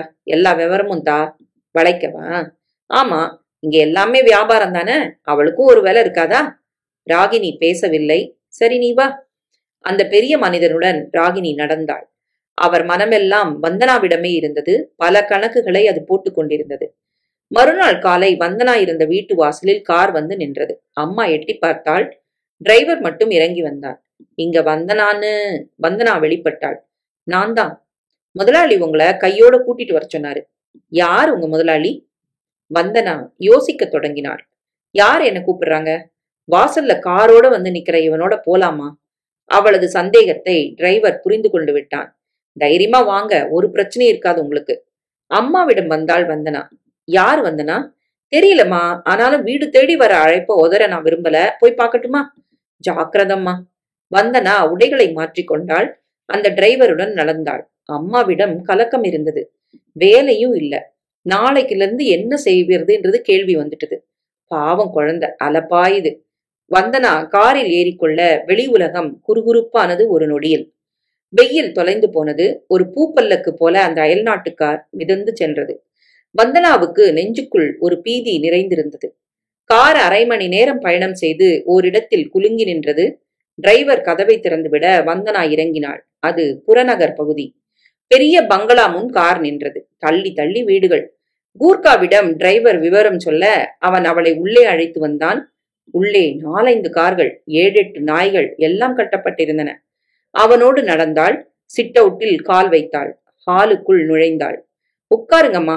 அவளை உட்கார வைத்துவிட்டு அவன் போய்விட்டான். பெரிய கம்பெனி சினிமாக்களில் வரும் வீடு போல பிரம்மாண்டமாக இருந்தது அந்த ஹால். வணக்கம், உன் வரவுக்கு வந்தனம். குரல் கேட்டு நிமிர்ந்தாள். அந்த மனிதர் ராகினி வீட்டில் பார்த்த அதே பெரிய மனிதர். சிங்கப்பூர் லுங்கி செட்டில் வைர மோதிரங்கள் விரலில் டால் அடிக்க எதிரே வந்து நின்றார். ஒரு நடுக்கம் பரவ வந்தனா எழுந்து நின்றாள். ஏன் நிக்கிற? உட்காருமா. என்ன? எதுக்காக இங்க? பயப்படாத, உன்னை நான் ஒன்னும் செய்ய மாட்டேன். விரும்பாத யாரையும் பலவந்தப்படுத்துறது ஏன் தொழில் இல்ல. உட்காரு. அவள் சோஃபா விளிம்பில் உட்கார்ந்தாள். நல்லா உட்காருமா. அவள் லேசான பீதியுடன் அவரை பார்த்தாள். உனக்கு இன்னும் பீதி தெளியல? ராகினி வீட்டுல உன்னை பார்த்த 24 மணி நேரத்துல உன்னை பத்தின விவரங்களை எல்லாம் நான் சேகரிச்சுட்டேன். எதுக்கு? காரணம் தெரியல. உன்னை பத்தி தெரிஞ்சுக்கணும்னு ஒரு உந்துதல் எனக்கு. அதான். சமீபத்துல கம்பெனி லாக் அவுட் ஆயிருக்கு. உனக்கு இப்ப வேலை இல்ல. அண்ணன் பொறுப்பு இல்லாம உங்களை எல்லாம் விட்டுட்டு போயாச்சு. உங்க அக்காவுக்கு மூளை வளர்ச்சி இல்ல. உனக்குள்ள ஒரே தோழி ராகினி. எதிர்காலம் கேள்விக்குறி. சரியா? அவர் மூச்சு விடாமல் ஒப்பிக்க மிரண்டு போனாள். அவர் எழுந்தார். நடக்கத் தொடங்கினார். என் பேரை நீ முதல்ல தெரிஞ்சுக்கோ. I am Venugopal. கோடிக்கணக்கான சொத்து எனக்கு இருக்கு. ஆனா நான் கல்யாணமே செஞ்சுக்கல. இப்ப எனக்கு என்ன வயசுன்னு நினைக்கிறேன்? அவள் பேசவில்லை. 54. நான் குடும்பம் குட்டின்னு பிரச்சனைகளை உருவாக்கிக்க விரும்பல. சொந்த பந்தம் சொல்லும்படி எதுவுமே இல்ல. யாரையும் நெருங்க விடுறதும் இல்ல. கல்யாணம் செஞ்சுக்கிட்டா சிக்கல் தான். நாளைக்கு என் வருமானத்தை உறிஞ்சுக்கிட்டு என் மகனே என்னை எட்டி உதைப்பான். எதுக்கு ரிஸ்க்கு? சொகத்துக்காக ராகினி மாதிரி பொண்களை நாடி போவேன். அவ்வளவுதான். விரும்பாத எதையும் பலவந்தமா அடைய மாட்டேன் நானு. உன்னை பார்த்ததுல இருந்து எனக்குள்ள ஒரு அதிர்வு இருக்கு. அது என்னன்னு இப்பவும் புரியல. அதனாலதான் உன்னை பத்தின விவரங்களை சேகரிச்சேன். உனக்கு இப்ப எவ்வளவு பணம் வேணும்? எதுவும் வேண்டாம். அவர் சிரித்தார். இன்னும் சந்தேகம் போகல உனக்கு. பணத்தை தந்துட்டு வேற எதையாவது பதிலுக்கு கேட்பேன்னு நினைக்கிற நீ. நிச்சயமா மாட்டேன். உட்கார், வரேன். உள்ளே போனார். வந்தனா சற்றே ஆச்சரியப்பட்டாள். என்னை வீட்டுக்கு அழைச்சு இவர் ஏன் உதவி செய்யணும்? என்னால என்ன லாபம்? அவர் திரும்பிய போது கையில் ஒரு கட்டு பணம் இருந்தது. இதுல 30,000 ரூபாய் இருக்கு வந்தனா. 6 மாச காலம் நீ குடும்பம் நடத்த இது போதும்னு நான் நினைக்கிறேன். இந்தா பிடி. அவள் வாங்கவில்லை. ஏன் வாங்கல? இதுக்கு பதிலுக்கு நான் என்ன தரணும்? எதுவும் தர வேண்டாம். உன்கிட்ட நான் எதையுமே எதிர்பார்க்கல. பணத்தை பிடி. புரியல. என்னை இங்க வரவழைச்சு உதவ காரணம்? நான் தான் சொன்னனே தெரியலன்னு. உன்னை ராகினி வீட்டுல முதல்ல ஒரு பார்த்ததுல இருந்தே எனக்கு ஒரு அதிர்வு எனக்குள்ள இருக்குன்னு. நிச்சயமா பால் உணர்வு ரீதியான அதிர்வு இல்ல. அப்படி இருந்தா நான் தயங்காம கேட்டுருவேன். நான் யாருக்கும் பயப்பட மாட்டேன். உன்கிட்ட அந்த உந்துதல் எனக்கு உண்டாகல. எந்த ஒரு ஆணுக்கும் தாய் சகோதரிகள் கிட்ட செக்ஸ் தோணாது. அந்த வகையில நீ வர. வந்தனா இதை எதிர்பார்க்கவில்லை. இது நிஜமா பொய்யா? என்னை வளைச்சு பிடிக்க அவர் போடுற வேஷமா? இவர் எதுக்கு வேஷம் போடணும்? இந்த நிமிஷம் நினைச்சா அடைஞ்சிட முடியாதா? பணத்தை வாங்கிக்க. உங்க குடும்பத்துக்கு நான் ஏதாவது செய்யணும். ஏதாவது சாப்பிடுறியா? வேண்டாம். எனக்கு அவசரமா மீட்டிங் இருக்கு. இந்தா என் கார்டு. என்னோட ஹாட்லைன் இதுல இருக்கு. செல்லும் இருக்கு. ஏதாவது வேணும்னா கான்டாக்ட் பண்ணு. ஒரு வழவழ அட்டையை தந்தார். இன்டர்காம் எடுத்து ஏதோ சொல்ல வேறொரு கார் வந்து நின்றது. பத்திரமா வீட்டுல கொண்டு போய் விடு. அவர் உள்ளே போய்விட்டார். வந்தனா காரில் ஏறினாள். அத்தனையும் கனவில் நடப்பதை போல் இருந்தது. வீட்டுக்கு வந்தே விட்டால் கார் திரும்பி போய்விட்டது. அம்மாவிடம் எல்லா விபரமும் சொல்லி 30,000 பணத்தை தந்தாள். அம்மா, என்னால நம்பவும் முடியல, நம்பாம இருக்கவும் முடியல. வந்தனா, கை நீட்டி இந்த பணத்தை நீ வாங்கினது சரியா தப்பா? தெரியலம்மா. எதையும் வித்து இந்த பணத்தை நிச்சயமா வாங்கல. இதை இப்பவும் இலவசமா நான் நினைக்கல. கடனா நினைச்சு தேதி போட்டு குறிச்சு வை. திருப்பி அடைக்க முடியும்னு நினைக்கிறியா? இப்ப பதில் சொல்ல தெரியல. ஆனா இந்த நிமிஷம் நமக்கு பணம் தேவை. 6 மாசத்துக்கு வரும்னு அவர் சொன்னாரு. அரை வயித்து கஞ்சி குடிச்சா 1 வருஷத்துக்கு கூட வரும். அதுக்குள்ள நிமிந்துக்க முடியாதா? சொல்லுமா. அம்மா பதில் பேசாமல் பாதி பயமும் பாதி கலக்கமுமாக நின்றாள். மறுநாள் காலை ராகினியை தேடி வந்தாள் வந்தனா. ராகினியிடம் இதை சொல்லலாமா? வேண்டாம். ராகினியிடம் வேறு வகை தொடர்பு வேணுகோபாலுக்கு. எனக்கு எதையும் எதிர்பார்க்காமல் பணம் தந்தார் என்றால் ராகினிக்கு பொறாமை உண்டாகலாம். அதற்கு இடம் தரக்கூடாது. என்னாச்சு உன் மெஸ்ஸு? தொடங்கணும். முதல்ல ஆள் பிடிச்ச பின்னால்தான் மெஸ்ஸ ஆரம்பிக்கணும். நான் உனக்கு ஆள் சேர்க்க முயற்சி பண்றேன். உன் வாடிக்கையாளர்கள் வயிற்று பசிக்கு முக்கியத்துவம் தருவாங்களா? வயிறு இருந்தா தான் மற்ற ருசிகளுக்கு அவசியம் உண்டாகும். அது தெரியுமா உனக்கு? தொலைபேசி அழைத்தது. ராகினி எடுத்தாள். பேசத் தொடங்கினாள். அப்படியா? எந்த ஹாஸ்பிட்டல்? தேவகியா? நான் வந்துட்டே இருக்கேன். ரிசீவரை வைத்தாள். வேணுகோபால் அட்மிட் ஆயிருக்கிறாராம். எந்த வேணுகோபால்? அன்னைக்கு இங்க நீ வந்தப்ப பாத்தியே, அவர்தான். என்ன அவருக்கு? அதிக ரத்த அழுத்தம், சக்கரை, கொலஸ்ட்ரால், எது பாக்கி? திடீர்னு மயக்கம் வரும். 3 மாசத்துக்கு ஒரு தடவை அட்மிட் ஆவாரு. 4-5 நாள் ஆஸ்பத்திரியில இருப்பாரு. வழக்கம்தான் இது. எனக்கு அவர் சொல்ல மாட்டாரு. உதவியாளன் யாராவது சொல்லுவான். வந்தனா எழுந்தாள். நீ நாளைக்கு வா. அன்னைக்கு வேணுகோபால் பணம் தரல. இப்போதைக்கு எதிர்பார்க்க முடியாது. உனக்கு நான் ஏற்பாடு பண்றேன். வேண்டாம். ஏன் வந்தனா? மளிகை கடையில கடன் வாங்கியாச்சு. இந்த மாசம் ஓடிடும். வந்தனா வீட்டுக்கு வந்தாள். நானும் நியாயமாக போய் பார்க்க வேண்டும். திடீரென அழைத்து பண உதவி செய்தவர். எனக்கும் மனிதாபிமானம் வேண்டாமா? ராகினி திரும்பி போயிருப்பாள். அம்மாவிடம் சொல்லிவிட்டு தேவகிக்கு வந்தாள் வந்தனா. ஸ்பெஷல் ஏசி அறையில் அவர் இருப்பதாக தெரிய வந்தது. தயக்கத்துடன் அந்த அறை வாசலை நெருங்கினாள். வாசலில் ஒரு உதவியாளர். நீங்க யாரு? வந்தனான்னு அவர்கிட்ட சொல்லுங்க. வர சொல்றாரு. உள்ளே போனால் ட்ரிப்ஸ் போய்க் கொண்டிருந்தது. வா வந்தனா. உனக்கு எப்படி தெரிஞ்சது? ராகினி மூலமா. இப்பத்தான் வந்துட்டு போறா ராகினி. எனக்கு ஏகப்பட்ட வியாதிகள். அடிக்கடி இங்க வருவேன். உட்காரு. நீ வந்தது ரொம்ப சந்தோஷமா இருக்கு. நர்ஸ் வந்து ஊசி போட்டாள். இந்த ஹார்லிக்ஸ உடனடியா அவர் கொடுங்க. இது வரைக்கும் எதுவுமே சாப்பிடல. வந்தனாவிடம் சொல்லிவிட்டு போய்விட்டாள். சாரி, நீ என் உறவுக்காரின்னு நினைக்கிறா நர்ஸு. நான் உதவியாளர்களை கூப்பிட்டு தர சொல்றேன். நானே தரேன். ஹார்லிக்ஸை கரைத்து அவர் வாயில் மெல்ல மெல்ல புகட்டினாள். துளைத்து விட்டால் மருந்தின் மயக்கத்தில் அவர் கண்களை மூடிக்கொண்டார். வந்தனா போகவில்லை. அங்கேயே உட்கார்ந்திருந்தாள். ஏறத்தாழ 2 மணி நேரங்கள் அவர் விழித்தார். நீ இன்னுமா இங்க இருக்க? ஆமா. எங்க வீட்ல இருந்து சாப்பாடு கொண்டு வரட்டுமா? உனக்கு கஷ்டம். எந்த கஷ்டமும் இல்ல. நான் போய் எடுத்துட்டு வரேன். கார்ல போமா. உதவியாளனை அழைத்தார். இந்த பொண்ணு என்ன கேட்டாலும் செய். வண்டி எடுக்க சொல்லு. வந்தனா காரில் ஏறி உட்கார்ந்தாள். நேற்று வேணுகோபாலிடம் இருந்த பயம் இப்போது சுத்தமாக விலகி ஒரு பரிவு வந்திருந்தது. மிளகு ரசம், தேங்காய் துவையல், சுட்டா அப்பளம் என பத்திய சமையல் வீட்டிலிருந்து வேணுகோபால் ருசித்து சாப்பிட்டார். வந்தனா கூடவே இருந்தாள். நைட்டு நான் இங்கிருந்து உங்களுக்கு உதவட்டுமா? தேங்க்யூமா. நீ சின்ன பொண்ணு. உனக்கு கஷ்டம். பணியாட்கள் யாராவது இருப்பாங்க. நீ பகல்ல வா போதும். ஒரு சமயம் சிறுநீர் கழிக்க எழுந்திருக்க அவரால் முடியாத போது பெட்பேன் வைக்க நர்ஸை தேடினாள். கிடைக்கவில்லை. அவளே எடுத்து வைத்தாள். வேண்டாமா, நீ அந்த பக்கம் போ. இதுல கூச்சப்பட என்ன இருக்கு? ஒரு நோயாளிக்கு செய்யறது மனிதாபிமானம். வேணு நெகிழ்ந்து போனார். 6 நாட்களில் அவர் பூரணமாக தெளிந்து விட்டார். டிஸ்சார்ஜ் கொடுத்து விட்டார்கள். பணத்தை அவர் தர வந்தனாதான் பில்லை கட்டிவிட்டு வந்தாள். அவரை காரில் ஏற்றி அவளும் கூடவே ஏறிக்கொண்டாள். வீட்டுக்கு வந்து அவரை படுக்கை அறை வரை கொண்டு வந்து விட்டாள். வந்தனா, நாளைக்கு நீ வா. கண்டிப்பா வரேன். மறுநாள் காலை 9 மணிக்கு அவள் ஆஜராக அவர் குளித்து முடித்து தயாராக இருந்தார். டைனிங் டேபிளில் இட்லி வடை முதல் கொண்டு 4-5 வகை உணவுகள், நெய், காரச்சாரமான சட்னி, சாம்பார். வா சாப்பிடலாம். வந்தனா வந்து உட்கார்ந்தாள். நெய்யை தள்ளி வைத்தாள். சாம்பார் சட்னியை விலக்கினாள். ஏன் வந்தனா, இதெல்லாம் உனக்கு வேண்டாமா? உங்களுக்கு வேண்டாம். யார் இங்க சமையல்காரர்? வந்தார்.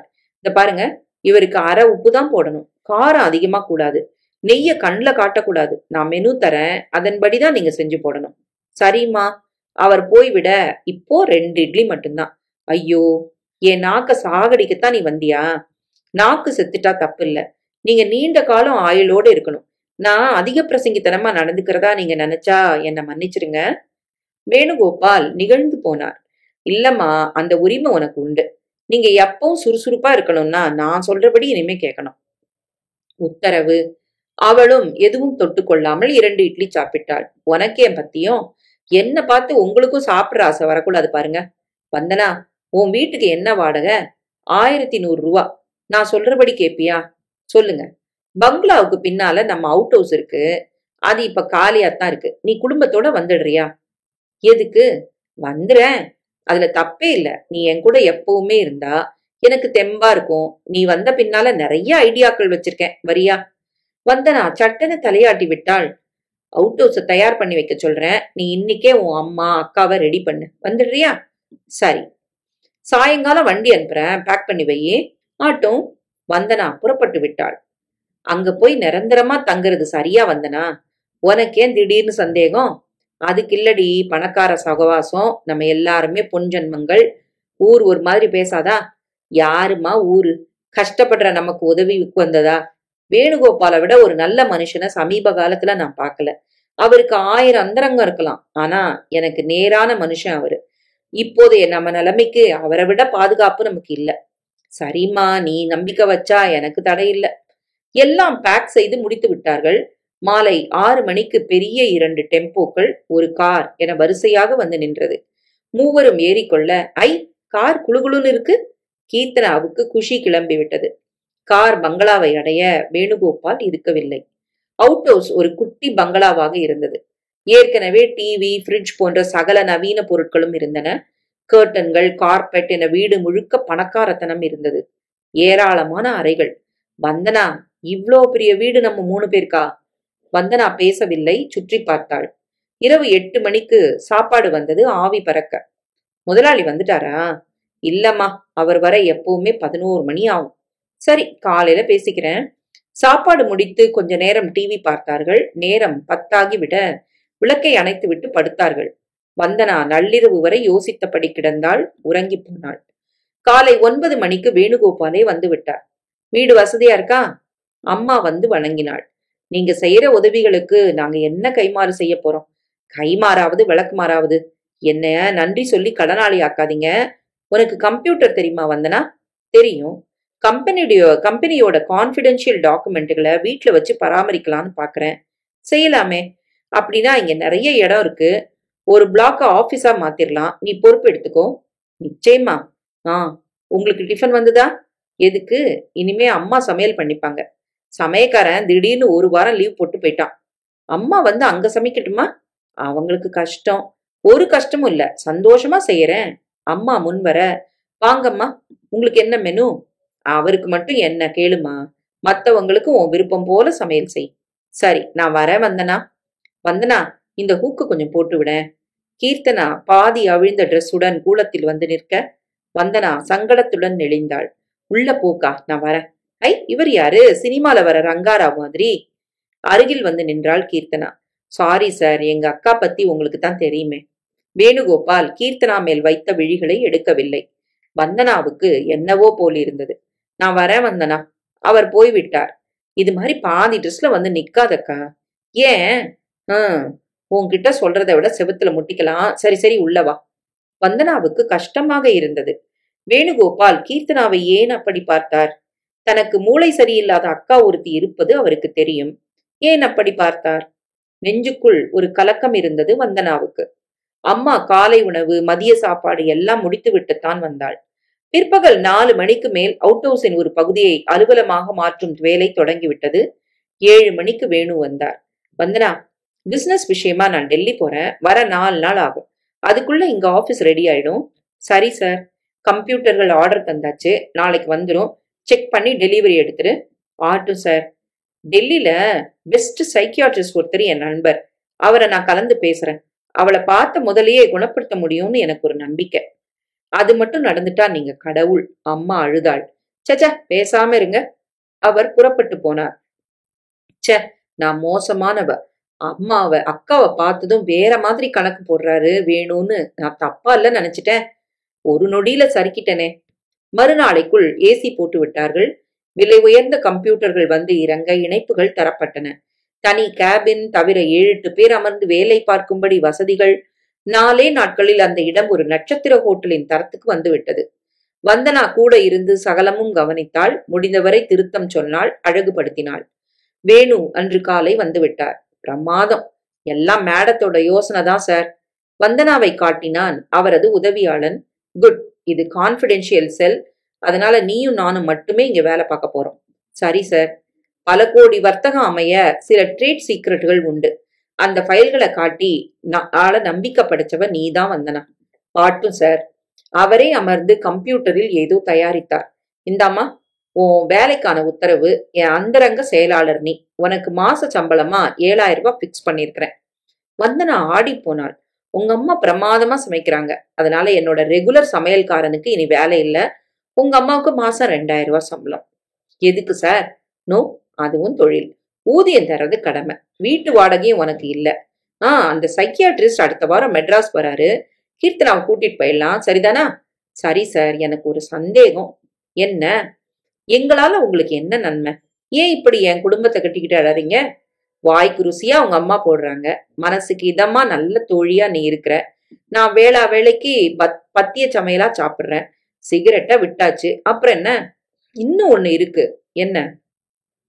நேரம் கழிச்சு வீடு திரும்ப கூடாது. ராத்திரி 9க்குள்ள வீட்டுக்கு வந்தாகணும். சாப்பிட்டு படுத்தாகணும். வெளியில மீட்டிங் இருக்குமா? அப்புறம் வேற சங்கதிகள்ல மனசு அலப்பாயும். வீட்டுக்கு வந்துட்டா மனசு தறிகட்டு ஓடாது பாருங்க. நான் ராகினி கிட்ட கூட போய் 1 மாசம் ஆச்சு வந்தனா. அதையும் நான் விட்டாச்சு. தேங்க்யூ. மறுநாளே அந்தரங்க கோப்புகள் வந்துவிட்டன. கீர்த்தனா வேலையை தொடங்கி விட்டாள். ராகினிக்கு மனது நன்றி சொன்னது. அவளால் தானே இவரது சிநேகம் கிடைத்தது. ஆனால் அவளுக்கு நான் இங்கே இருப்பது தெரியாது. பார்த்து சொல்ல வேண்டும். வந்தனா சொன்ன பிறகு இரவு தாமதிக்காமல் சீக்கிரமே வந்து விட்டார். படுக்கும் முன் ஒரு பெக்கடித்து விட்டுத்தான் படுப்பார். அதையும் நிறுத்த தோன்றியது. நாக்குக்கு, மனதுக்கு, உடம்புக்கு என்று மானாவாரியாக மனம் போன போக்கில் சுகம் தேடிக் கொண்டிருந்தவர் சகலத்தையும் நிறுத்திவிட்டார். எப்படி இது முடிந்தது தெரியவில்லை. இந்த பெண்ணிடம் என்ன வசிய சக்தி? அவள் என்ன சொன்னாலும் கட்டுப்படுகிறது மனசு. அவள் குடும்பம் இங்கே வந்த பிறகு பங்களாவுக்கே ஒரு வசீகரம் வந்துவிட்டது. எப்படி? ஏனோ தானோ இன்று இருந்த பூஜை அறையை அம்மா ஒழுங்குபடுத்தி விட்டாள். இப்போது அது கோவில் போல ஆகிவிட்டது. 2 வேளை விளக்கேற்றி காலை வேளையில் அம்மா பூஜையும் செய்ய தொடங்கிவிட்டாள். விஸ்கி, சிகரெட் என நெடி வீசிய வீட்டில் சாம்பிராணி, ஊதுவத்தி வாசனை. வீடு முழுவதும் ஒரு ஒழுங்குக்கு வந்துவிட்டது. பெண் என்பவள் மாய சக்திதான். அவளால் எதையும் சாதிக்க முடியும். உடம்பு சுகத்துக்கு மட்டும்தான் பெண் என்ற எண்ணத்தை வேணு அவசரமாக மாற்றிக்கொண்டு விட்டார். 1 வாரம் ஓடிவிட சகல கம்பெனி ரகசியங்களையும் கம்ப்யூட்டரில் ஏற்றி விட்டாள் வந்தனா. அதன் பாஸ்வேர்டை மட்டும் அவரிடம் குறித்து கொடுத்தாள். கோப்புகளை எரித்து விட்டாள். வந்தனா பொறுப்பேற்ற பிறகு வர்த்தகத்தில் கூட முன்னேற்றமும் ஒரு உத்வேகமும் தென்பட்டன. அன்று ஞாயிறு. வந்தனா சீக்கிரமே குளித்து தயாராகி புறப்பட்டு விட்டாள். ராகினி வீட்டுக்கு வந்தாள். ஏய், பிரமாதமா இருக்க, ரொம்ப நாளா காணல, என்னாச்சு உனக்கு? நிறைய பேசணும், சொல்றேன். ராகினி தேநீருக்கு சொல்லிவிட்டு அருகில் வந்து உட்கார்ந்தாள். சொல்லு. உனக்குத்தான் நன்றி சொல்லணும். எதுக்கு? வந்தனா ஒன்று விடாமல் சொல்லத் தொடங்கினாள். எதையும் மறைக்கவில்லை. ராகினி வெகுநேரம் பிரமிப்பில் உட்கார்ந்திருந்தாள். ராகினி, பேசு. என்னால நம்ப முடியல. எப்படிடி இப்படி சாதிச்ச நீ? உன்கிட்ட அப்படி என்ன மயக்கம் அவருக்கு? நிச்சயமா செக்ஸ் ரீதியான விருப்பம் இல்ல. அதிசயம். அந்த ஆளுக்கு எந்த நேரமும் அந்த எண்ணம் தான். இப்ப இல்ல, தெரியுதே. இங்க வந்தே 1 மாசம் ஆச்சே. என் பொழப்புல மண்ணை குட்டிட்ட நீ. ராகினி, பதறாத, தமாஷ் பண்ண. ரொம்ப சந்தோஷம் வந்தனா. உன்கிட்ட ஏதோ வசிய சக்தி இருக்கு. ஒரு பெரிய மனுஷனை பம்பரமா ஆட்டி வைக்கிற வசிய சக்தி. நல்லது. நீயும் உன் குடும்பமும் பட்ட இன்னல்களுக்கு இந்த விடியல் அவசியம்தான். அடிக்கடி வா. நிச்சயமா. வந்தனா புறப்பட்டு விட்டாள். பாவம் ராகினி, பொறாமையே இல்லாத சிநேகிதி. வந்தனா அப்படி நினைத்து கொண்டிருந்தாள். ஆரம்பத்தில் உதவ முன் வந்தவள் என்ற நன்றி உணர்ச்சியில்தான் சகலமும் வந்தனா சொல்லிவிட்டாள் ராகினியிடம். ஆனால் ராகினிக்கு பொறாமை கொழுந்து விட்டெறிந்தது. அவ்வப்போது வந்து போகும் வேணுகோபாலிடம் கணிசமான வருமானம் இருந்தது ராகினிக்கு. அது நின்றுவிட்டது. வேணுகோபால் போன் கூட செய்வதில்லை. நொடியில் இவள் சரித்து விட்டாள். எந்த மோகமும் இல்லாமல் ஒரு மனிதன் இவளிடம் இந்த அளவுக்கு விழுந்து கிடப்பானா? ஒருவேளை மாறிவிட்டானோ? விடக்கூடாது. வந்தனா, நீ என் வாழ்க்கையை கெடுத்து விட்டாய். குடிபோதையில் இருக்கும் வேணுகோபாலிடம் பல காரியங்களை சாதித்தவள் ராகினி. வேணுகோபால் வீட்டுக்கு டயல் செய்தாள். உதவியாளன் எடுத்தான். சமையல்காரர் சங்கரலிங்கத்தை கூப்பிடு. அவர் இப்ப வேலையில இல்லம்மா. இப்ப யார் சமைக்கிறா? வந்தனா மேடத்தோட அம்மா. ஓ, அங்கும் நுழைந்து விட்டாளா? வீட்டில் அலுவலகம், அதில் அந்தரங்க விவரங்கள். ஏறத்தாழ கோடீஸ்வரன் வேணுகோபால் இன்று அந்த வந்தனாவின் கைக்குள் அடக்கம். அவுட் ஹவுஸில் இருந்தபடி ஆட்டி வைக்கிறாள். இதை திசை திருப்ப வேண்டும். எப்படி? ரிசீவரை வைத்தாள். சமையல்காரர் சங்கரலிங்கத்தின் மூலம் பல உள்விவரங்கள் ராகினிக்கு தெரியும். சங்கரலிங்கத்தை போய் பார்த்தால் புறப்பட்டே விட்டாள். சங்கரலிங்கம் வீட்டில் இருந்தார். என்ன, இப்ப பங்களால் இல்லையா? இல்லம்மா, அந்த பொண்ணு வந்த பின்னால பல மாத்தங்கள். பொம்பளை அரசாங்கம் எதுல போய் முடியும்னு முதலாளிக்கு புரியல. அவர் விதி. பழக்க வழக்கங்களையும் மாத்திட்டா போல இருக்கு. குடி, சிகரெட்டு, பொம்பளை எல்லாம் போயிடுச்சு.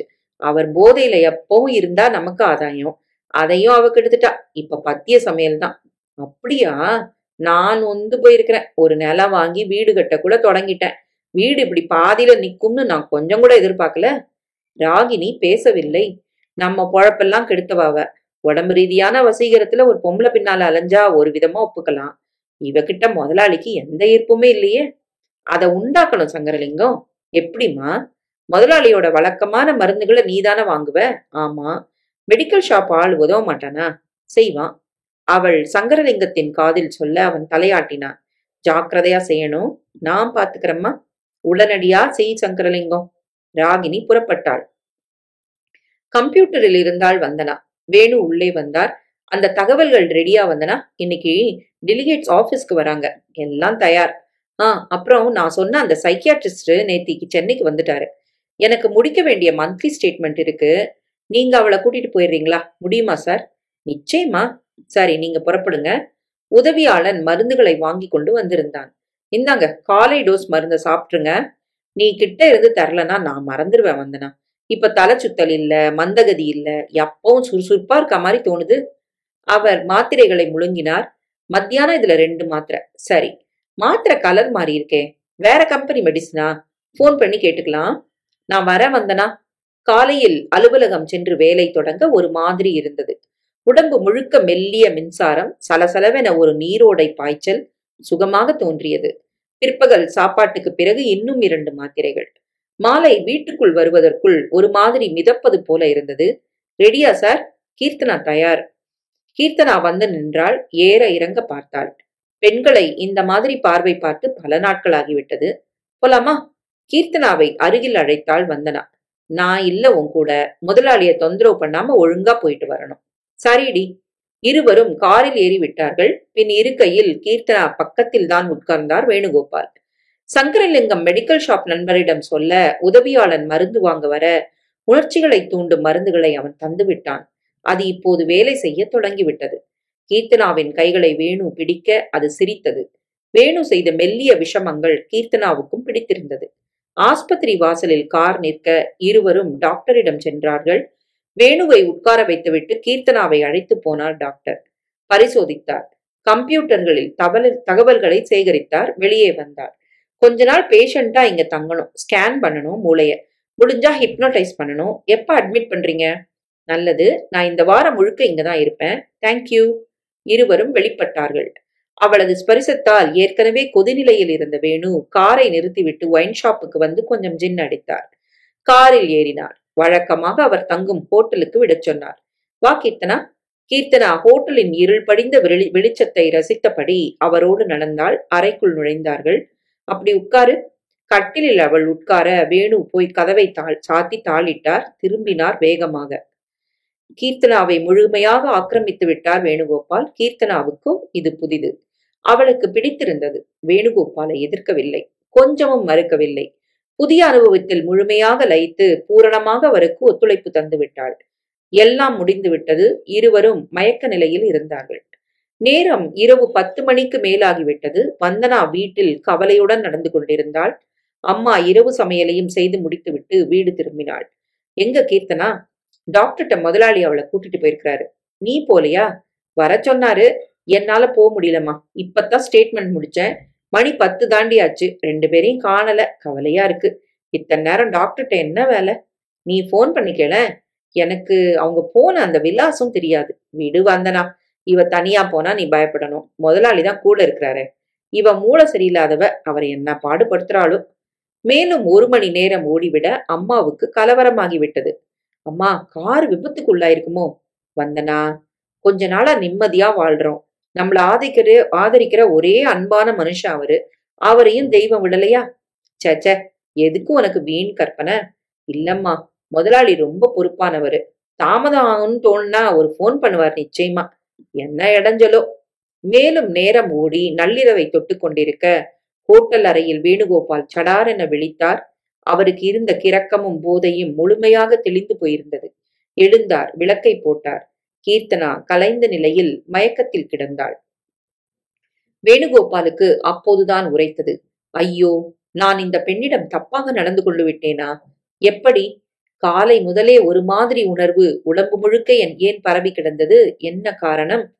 அதன் விளைவு இந்த பெண்ணிடம் நான் விளையாடும் வரை ஆகிவிட்டதோ? ஐயோ, மூளை சரியில்லாத பெண். வந்தனாவின் அக்கா. நடந்ததை தங்கையிடம் போய் சொல்வாளா? சொல்லிவிட்டால் வந்தனா என் வீட்டில் இனி இருக்க மாட்டாள். காரி துப்பிவிட்டு போய்விடுவாள். வந்தனா போன்ற ஒரு நல்ல பெண்ணை இழக்கும் நிலைமைக்கு எப்படி நான் வந்தேன்? ஏன் இப்படி நடந்து கொண்டேன்? சமீப காலமாக சிகரெட், மது, பெண் தொடர்பு என சகலத்தையும் விட்டொழித்த என்னை எது இந்த படுகுழியில் மறுபடியும் தள்ளியது? நேரம் பார்த்தார். பின்னிரவு 1 மணி. ஐயோ, இதுவரை நான் வீடு திரும்பாததால் அம்மா மகள் இருவரும் துடித்து போயிருப்பார்களே. சட்டென தன்னுடைய போனை வெளியே எடுத்தார். டயல் செய்தார். வந்தனா தான் எடுத்தாள். வந்தனா, நான் வேணு பேசுறேம்மா. சார், எங்க இருந்து? பதறிட்டு இருக்கோம் நாங்க. எந்த பயமும் இல்லம்மா. நான் ரொம்ப நேரமா நம்ம வீட்டு லைன் கிடைக்காம சலிச்சு போயிட்டேன். ஸ்கேன் ஒண்ணு பண்ண அவகாசம் வேணும்னு கேட்டு இந்த ஒரு ராத்திரி கீர்த்தனாவை அட்மிட் பண்ணிட்டார் டாக்டர். நாளை காலையில நாங்க வந்துருவோம். நீ பயப்படாத. உங்களுக்கு கஷ்டம் சார். இல்லம்மா, வச்சிரட்டுமா? இணைப்பை துண்டித்தார். படுக்கையில் பார்க்க கீர்த்தனா மெல்ல கண் விழித்தாள். அந்த பெண்ணை பார்க்கவே அவருக்கு வெட்கமாக இருந்தது. பழைய வேணுகோபாலாக இருந்தால் இது மாதிரி அனுபவத்தை ரசிப்பார். அந்த பெண் பிடித்து போய்விட்டால் தொடர்வார். இப்போது கசந்தது. அதுவும் மூளை சரியில்லாத ஒரு பெண்ணை அனுபவித்தது கொடுமை. நாம எங்க இருக்கோம்? காலையில வீட்டுக்கு போலாம், படு. கீர்த்தனா படுத்து விட்டாள். நடந்தது என்னவென்று இந்த பெண் உணர்ந்திருப்பாள். இவளுக்கும் இது புது அனுபவம் தான். வீட்டுல போய் சொல்லுவாளா? சொல்லாதே என்று சொல்லலாமா? இவள் சொல்லாவிட்டால் இது வெளியே தெரியாது. ஆனால் இது பைத்தியம். நாம் சொன்னபடி நடக்காது. நான் செய்தது மாபெரும் தப்பு. ஆனால் ஒரு பைத்தியம் என்பதால் சுலபமாக தப்பவும் வழியுண்டு. நேரம் அதிகாலை 3 மணி. கண்கள் நெருப்பு கோலங்களாய் தெரிய கட்டிலின் விளிம்பில் படுத்துக் கொண்டார் வேணு. அப்படியே உறங்கி போனார். கண் விழித்த போது காலை 8 மணி. வாரி சுருட்டி கொண்டு எழுந்தார். கீர்த்தனா ஜன்னலோரம் நின்று கீழே தெரியும் போக்குவரத்தை வேடிக்கை பார்த்து கொண்டிருந்தாள். அவர் அருகில் வந்தார். கீர்த்தனா, நீ போய் முகம் கழுவிட்டு வா. அவள் உள்ளே போனால் முகம் கழுவி கொண்டு வந்தாள். தலைவாரி கொண்டாள். அவரும் தயாராகிவிட போலாமா? நேற்று காரில் பார்த்ததற்கும் இப்போது அந்த பெண் ரொம்பவும் அமைதியாகி விட்டதாக தோன்றியது. கீர்த்தனா, இங்க நடந்த எல்லாத்தையும் வீட்டுல போய் சொல்லுவியா? மாட்டேன். அவர் ஆச்சரியப்பட்டார். தெளிவான பதில். நேற்று இரவை விட அவள் கண்களில் இப்போது தெளிவு இருப்பதாக தோன்றியது. இருவரும் காரில் ஏறிவிட்டார்கள். வீட்டை அடையும் போது காலை 9 மணி. கீர்த்தனாவுடன் அவர் உள்ளே நுழைய வந்தனா ஓடி வந்தாள். அப்பாடா, துடிச்சு போயிட்டோம் சார், உங்க போன் வர வரைக்கும். அவர் சிரித்தார். என்ன சொல்றாரு டாக்டரு? கீர்த்தனா, நீ உள்ள போ. கீர்த்தனா போய்விட, பயம் இல்ல, ரிப்போர்ட் நாளைக்கு கிடைக்கும். அப்புறமா ஹிப்னோடைஸ் பண்ணுவாரு. குணமாகுமா? அம்மா கேட்டாள். தெரியலம்மா, அதெல்லாம் இப்ப எப்படி டாக்டரால சொல்ல முடியும்? நான் போய் குளிச்சுட்டு கம்பெனிக்கு புறப்படணும். தேங்க்யூ சார், எங்களுக்காக ரொம்பவும் பாடுபடுறீங்க. இல்லம்மா, நான் வரேன். அவர் போய்விட்டார். வந்தனா தன் வேலைகளில் மூழ்கி போனாள். ஒரே நாளில் கீர்த்தனாவிடம் இருந்த ஆரவாரம் அடங்கி அமைதி அரும்பத் தொடங்கியதை வந்தனா கவனிக்கவில்லை. மூன்றாவது நாள் கீர்த்தனாவை பரிசோதனை கழைத்து வரும்போது வேணு மட்டும்தான் வந்தார். வந்தனா வருவதாக இருந்தால் ஏதோ வேலை கொடுத்து வேண்டுமென்றே அவர் தவிர்த்து விட்டார் வந்தனாவை. டாக்டரிடம் வந்தனா பேசும்போது உளறி விஷயம் வெளியே வந்துவிடக்கூடாது என்ற பயம். டாக்டர் பரிசோதித்தார் மறுபடியும். ஸ்கேன் என்ன சொல்லுது டாக்டர்? நிச்சயமா இந்த பொண்ணை குணப்படுத்தலாம். 4 நாள் அவ இங்க இருந்தா நல்லது. அவசியப்பட்டா அதுக்கு மேலேயும் தீவிர கண்காணிப்புல இருந்தா பேஷண்ட்டை ஸ்டடி பண்ணலாம். சரி டாக்டர், எப்ப அட்மிட் பண்ணணும்? நாளைக்கு காலையிலே பண்ணட்டுமா டாக்டர்? 8 மணிக்கு வந்துருங்க. சரி டாக்டர். வீட்டுக்கு வந்து விட்டார் வேணு. வந்தனா, நாளை காலையில 8 மணிக்கு கீர்த்தனாவை அட்மிட் பண்ணணும். அவரோட அப்சர்வேஷன்ல 4 நாளோ அதுக்கு மேலேயோ இருக்கணுமா? இருக்கட்டும் சார். நீ பயப்பட வேண்டாம். அந்த டாக்டரா சாத்திய திறமசாலி, சாதிச்சிருவாரு. நடக்கட்டும் சார். உங்ககிட்ட வந்த பின்னால எல்லா நன்மைகளும் வருது. அவ குணமாயிட்டா நீங்க தான் எங்க குலதெய்வம். ஷோ, ஏம்மா அப்படி பேசுற? கடவுள் இருக்கிறாரு. உங்க அம்மா போய் அவளோட இருக்கட்டும். வேண்டாம் சார், இங்க சமையல் வேலை கெட்டு போகும். நானும் போக முடியாது, நிறைய வேலை இருக்கு. ஆளை போட்டுக்கலாம். தினமும் போய் பார்த்துக்கலாம். நர்ஸை நானே அப்பாயிண்ட் பண்ணிடுறேன். இதுக்கெல்லாம் ரொம்ப செலவாகுமா? ஆகட்டுமே வந்தனா. பணத்தால எதையும் அளக்கக்கூடாது. காலையில அட்மிட் பண்ணும்போது நீ வா. சரி சார். காலையில் கீர்த்தனாவுக்கு விபூதி வைத்து அனுப்பினாள் அம்மா. கீர்த்தனா அடுத்த 1 மணி நேரத்தில் அட்மிட் செய்யப்பட்டாள். தரோ செக்அப் பண்ணுங்க கம்ப்யூட்டர்ல. அப்புறம்தான் ட்ரீட்மெண்ட். நீங்க போலாம் வேணும். நாளை காலையில முடிஞ்சா வாங்க. சரி டாக்டர். அவரும் வந்தனாவும் புறப்பட்டு போக கீர்த்தனாவின் உடம்பை சுற்றி பலவித எலக்ட்ரானிக் இணைப்புகள் ஓடிக்கொண்டிருந்தது. டாக்டரின் உதவியாளர் அனாட்டமி பரிசோதனைகளில் கம்ப்யூட்டரின் உதவியோடு இறங்கிவிட்டார். மாலை 4 மணிக்கு ரிப்போர்ட் முழு நீளத்துக்கு போல்டரில் வந்தது. டாக்டர் பார்த்து கொண்டே வந்தார். ஓரிடத்தில் தடக்கென நின்றார். சமீபத்தில் இந்த பெண்ணுக்கு ஆணுடன் சேர்க்கை ஏற்பட்ட விபரத்தை கம்ப்யூட்டர் சொன்னது. எப்படி? இவள் கல்யாணம் ஆகாதவள் என்றாரே வேணு. அதை மட்டும் சிகப்பு மையால் வட்டமிட்ட டாக்டர் மற்ற தகவல்களை படித்தார். சரியாக இருந்தது. டாக்டர் தன் சிகிச்சைகளை தொடங்கிவிட்டார். அந்த தகவலை மறந்து போனார். சிடி ஸ்கேன், எம்ஆர்ஐ என தொடர்ந்தது. மூளையின் ஸ்கல் பகுதி ஆராயப்பட்டது. கேள்விகள் அமைக்கப்பட்டு அவளிடம் உறக்கத்தில் பதில்கள் வாங்கப்பட்டன. வந்த அன்றைக்கு அவள் இருந்த நிலைக்கும் 4 நாட்களில் அவள் இருக்கும் நிலைக்கும் உள்ள மூளை வேறுபாட்டை கம்ப்யூட்டர் கோடிட்டு காட்டியது. தினசரி வந்தனா, வேணுகோபால் வந்து போனார்கள். 4 நாள் என்பது 7 நாட்களானது. டாக்டருக்கு ஆச்சரியமாக இருந்தது. ஏறத்தாழ மூளை கலக்கம் ஒளிந்து ஒரே வாரத்தில் இயல்பான நிலைக்கு வந்து கொண்டிருந்தாள் கீர்த்தனா. தன் மருத்துவ சரித்திரத்தில் டாக்டர் இத்தனை சீக்கிரம் ஒரு நோயாளி குணமாகி பார்த்ததில்லை. கேள்விகளை கம்ப்யூட்டரில் அமைத்தார். விளக்கம் கேட்டார். இறுதியில் ஆச்சரியமூட்டும் பதில் வந்தது. அந்த பெண்ணுக்கு ஏற்பட்ட முதல் அனுபவம்தான் அவளை குணமாக்கியிருக்கிறது.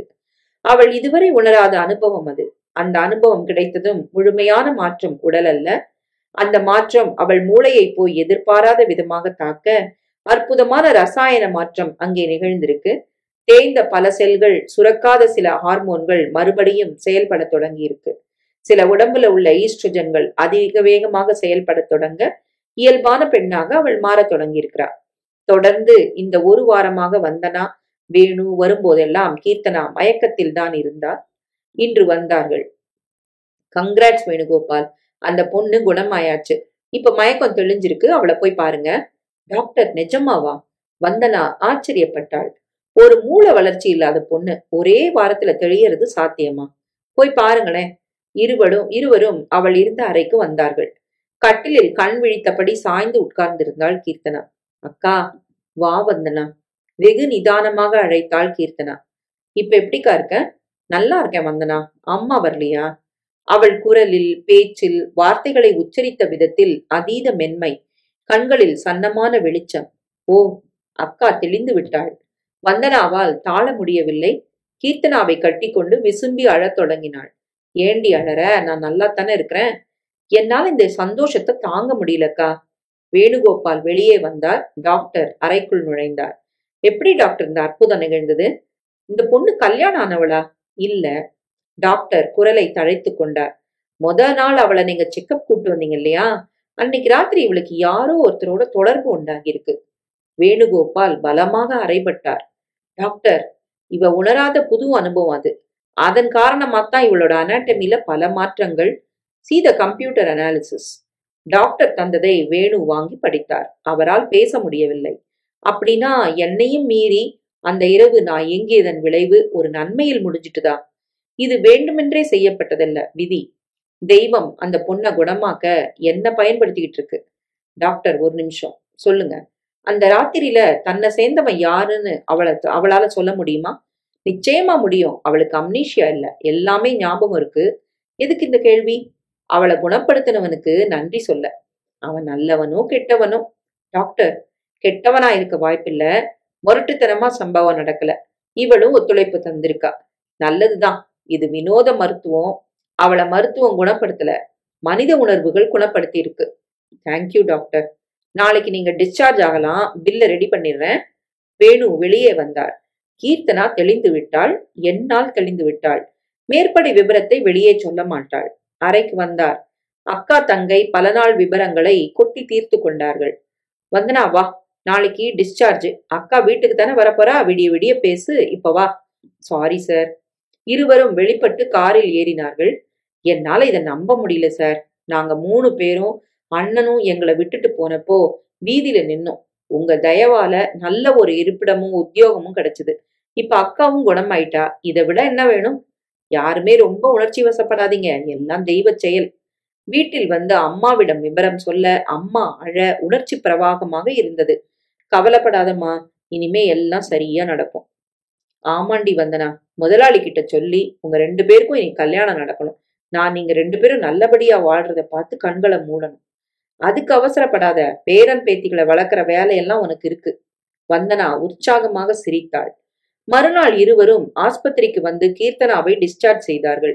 டாக்டர் கீர்த்தனாவுக்கு வேண்டிய மருந்துகளை எழுதி தந்தார். வீடு திரும்பி விட்டாள். அம்மா கட்டிக்கொண்டு அழுதாள். முதல் 4-5 நாட்கள் உணர்ச்சி பூர்வமாக கழிந்தன. அதன் பிறகு எல்லோருமே இயல்பான வாழ்க்கைக்கு திரும்பி விட்டார்கள். காலையில் அம்மா பங்களாவுக்கு சமையல் வேலைக்கு போய்விடுவாள். வந்தனா ஆபீஸ் வேலையில் மூழ்கி விடுவாள். கீர்த்தனாவுக்கு போர் அடித்தது. எத்தனை நேரம்தான் கதை புத்தகம் எல்லாம் படிப்பது? அன்று மாலை, அம்மா, வந்தனா கூட கம்ப்யூட்டர்ல வேலை பார்க்க எனக்கு தெரியாது. நான் படிக்கல. உன் கூட சமையல் வேலைக்கு வரேனே, கொஞ்சம் நான் கத்துக்கிட்டா உனக்கு உதவியா இருக்கும்ல. கூட்டிட்டு போட்டா வந்தனா? போயேம்மா. மேலும் 15 நாட்கள் அம்மாவுடன் இருந்து சகல உதவிகளையும் செய்ததால் சமையல் வேலை நன்றாக பிடிபட்டு விட்டது அவளுக்கு. அவளே நன்றாக சமைக்க தொடங்கிவிட்டாள். டாக்டரிடம் சிகிச்சைக்கு போய் குணமாகி 1 மாதத்துக்கு மேல் ஆகிவிட்டது. அன்று காலை அம்மாவால் எழுந்திருக்க முடியவில்லை. ஜுரம் இருந்தது. அம்மா, நீ படு, கீர்த்தனா போய் செஞ்சுப்பா சமையல. முதலாளிக்கு பரிமாறணும். அவ பாத்துப்பா, நீ படு பேசாம. மருந்து வாங்கி தரேன் டாக்டர்கிட்ட சொல்லி. கீர்த்தனா வந்தாள். சமையலில் அம்மாவுக்கு உதவியாக அவள் வருவது வேணுவுக்கு தெரியும். ஆனால் சமையல் கட்டை விட்டு வெளியே வரமாட்டாள் கீர்த்தனா. பரிமாறுவது அம்மாதான். காலை 6 மணிக்கே வந்து காஃபி தயாரித்தாள் கீர்த்தனா. பணியாளனை அழைத்தாள். அவன் வரவில்லை. அவளே காஃபியை எடுத்துக்கொண்டு மாடிக்கு வந்தாள். அவரது அறைக்கதவை திறந்தாள். வெறும் ஒரு கௌபீனம் மட்டும் அணிந்து கொண்டு உடற்பயிற்சியில் இருந்தார். கதவு திறக்க திரும்பினார். கீர்த்தனா சட்டென்று நின்று விட்டார். நீயா வந்த? அம்மாவுக்கு உடம்பு சரியில்லை, வேலைக்காரன் இன்னும் வரல. சரி, வச்சுட்டு போ. அவள் காஃபியை வைத்துவிட்டு அங்கேயே நின்றாள். என்ன வேணும்? ஒரு ஆம்பளை வந்து எக்ஸசைஸ் பண்ணும்போது பார்த்துட்டு நிக்கிறிய, வெக்கமா இல்ல? அவள் ஒரு நிமிடம் பேசவில்லை. மெதுவாக உதடுகளை பிரித்தாள். நீங்க எனக்கு புதுசு இல்லையே. சடாரென வெளியேறிவிட்டாள். வேணுகோபால் நிலை குலைந்து நின்றார். நீங்க எனக்கு புதுசு இல்லையே? என்ன வாக்கியம் இது? இதுக்கு என்ன அர்த்தம்? அந்த ஒரு நாள் சம்பவத்தை நினைவுபடுத்துகிறாளா? அதனால் உன்னிடம் எனக்கு உரிமை உண்டு என்கிறாளா? அவரால் தொடர்ந்து உடற்பயிற்சியில் ஈடுபட முடியவில்லை. வேர்வை ஆறி குளித்துவிட்டு வெளியே வந்தார். உணவு மேஜையை அடைந்தார். ஆவி பறக்கும் இட்லி வடை தயாராக இருந்தது. பரிமாறினாள். நீயும் பிரமாதமாத்தான் சமைக்கிற. அதனாலதான் நானே பரிமாற வந்துட்டேன். நிமிர்ந்து பார்த்தார். கீர்த்தனாவிடம் இருந்த கூச்சம் விலகி அவரை உரிமையுடன் அணுகும் ஒரு தைரியம் தென்பட்டது. அவரால் முடியவில்லை. சட்டென சாப்பிட்டு விட்டு எழுந்து போய்விட்டார். 4-5 நாட்கள் அம்மாவால் வர முடியவில்லை. கீர்த்தனாதான் வந்தாள். வேலைக்காரன் வந்தும் காஃபியை அவள்தான் எடுத்து வந்தாள். பக்கத்தில் இருந்து டிஃபனை பரிமாறினாள். அம்மா குணமாகி விட்டாள். நாளிலிருந்து நான் வந்துருவேன் கீர்த்தனா. வேண்டாம்மா, நீ வீட்ல இரு, வயசாகுது. இனி நீ உழைக்க வேண்டாம். நான் பங்களா சமையல் வேலையை பாத்துக்கிறேன். சும்மா உட்கார்ந்து சாப்பிட பிடிக்கல, உழைக்கணும் போல இருக்கு. என்ன வந்தனா? வந்தனாவுக்கு சந்தோஷமாக இருந்தது. அக்காவிடம் இத்தனை பெரிய மாற்றமா? நல்லதுதான். கூடிய சீக்கிரம் இவளுக்கு ஒரு வாழ்க்கையை அமைச்சு கொடுத்துடணும். முதலாளி கிட்ட இது தொடர்பா பேசணும். மேலும் ஒரு வாரம் ஓடியது. வேணு வேலை நிமித்தமாக மும்பைக்கு போய் வந்தார். 4-5 நாட்கள். அன்று காலையில் தான் விமானத்தில் திரும்பி இருந்தார். குளித்துவிட்டு உணவு மேஜைக்கு அவர் வர காலை 10:30 மணி ஆகிவிட்டது. சூடான இடியாப்பம், தேங்காய் பால் எல்லாம் எடுத்து வந்தாள் கீர்த்தனா. ஏன் உன் முகம் சோர்வா இருக்கு? இல்லையே. இல்ல, நீ களைப்பா இருக்கிற மாதிரி இருக்கிற. அவள் திரும்பும் போது திடீரென வாந்தி வருவதைப் போலிருந்தது. அடக்கி கொண்டாள். முடியாமல் சீறிக்கொண்டு அது கிளம்ப வாஷ் பேசினில் கபகபவென குடலே அருந்து விடும்படி வாந்தி பண்ணினாள். வேணு ஓடி வந்தார். அவளால் நிற்கக்கூட முடியவில்லை. தாங்கி பிடித்து அவளை உட்கார வைத்தார். நான் டாக்டரை கூப்பிடுறேன். வேண்டாம், இது என்ன பைத்தியக்காரத்தனம்? இப்பவே நான் போன் பண்றேன். போய் போன் பண்ணிவிட்டு வந்தார். கூடவே கார்ட்லெஸ்ஸில் அவுட் ஹவுஸுக்கு பேசினார். 5 நிமிடங்களில் வந்தனா, அம்மா ஓடி வந்தார்கள். என்னக்கா ஆச்சு? கீர்த்தனாவால் பேசக்கூட முடியவில்லை. டாக்டர் வந்து விட்டார். பரிசோதித்தார். என்ன டாக்டர், இந்த பொண்ணு கர்ப்பமா இருக்கிறா வேணுகோபால். சாயங்காலம் கிளினிக் கூட்டு வாங்க, யூரின் டெஸ்ட் எடுத்து பார்த்திடலாம். அவர் போய்விட்டார். கர்ப்பமா? வந்தனாவின் உதடுகள் அதிர்ச்சியில் உச்சரிக்க அம்மாவால் நிற்க கூட முடியவில்லை. வேணுகோபாலின் உள்ளுக்குள்ளே ஒரு பிரளயமே வெடித்துக் கொண்டிருந்தது. அவசரமாக அந்த நாளை நினைவில் சேகரித்தார். கணக்கு போட்டார். அன்று ஹோட்டலில் அவளை சேர்ந்த நாள் இன்றோடு சரியாக 54 நாட்கள். அதுதான் அந்த இரவின் வேகம் இன்று சிசுவாக உருவாக தொடங்கிவிட்டது. கீர்த்தனா விழித்தாள். சொல்லுடி, யார் காரணம்? எங்க நெஞ்சில நெருப்பு அள்ளி கொட்டிட்டியே. அம்மா கதற. அம்மா, நீ புலம்புற இடம் இது இல்ல. Sorry sir. கீர்த்தனா, புறப்படு. வந்தனா அவளை கண்டித்து விட்டு அக்காவை மெதுவாக பிடித்தபடி நடந்து போனாள். வேணுவுக்கு வியர்த்தது. நிச்சயமாக கீர்த்தனா சொல்லிவிடுவாள். என் முகமூடி கிழியும் நேரம் வந்துவிட்டது. நான் காரணம் சொல்லிட்டா? வேணு, இத்தனை கோழையா நீ? யாருக்கும் எதற்கும் பயப்படாத மனுஷன் நீ. நிச்சயமாக அன்று நடந்தது என் சுய உணர்வை மீறி எதுவோ என்னை செயல்பட வைத்து விட்டது. நான் இந்த பெண்ணை நிச்சயமா கெடுக்கல. இவள் தெளிந்ததே அந்த சம்பவத்தால் தான். இது தெரிந்தால் வந்தனா எப்படி செயல்படுவாள்? அவர் மாடிக்கு வந்து விட்டார். கட்டிலில் சாய்ந்தார்.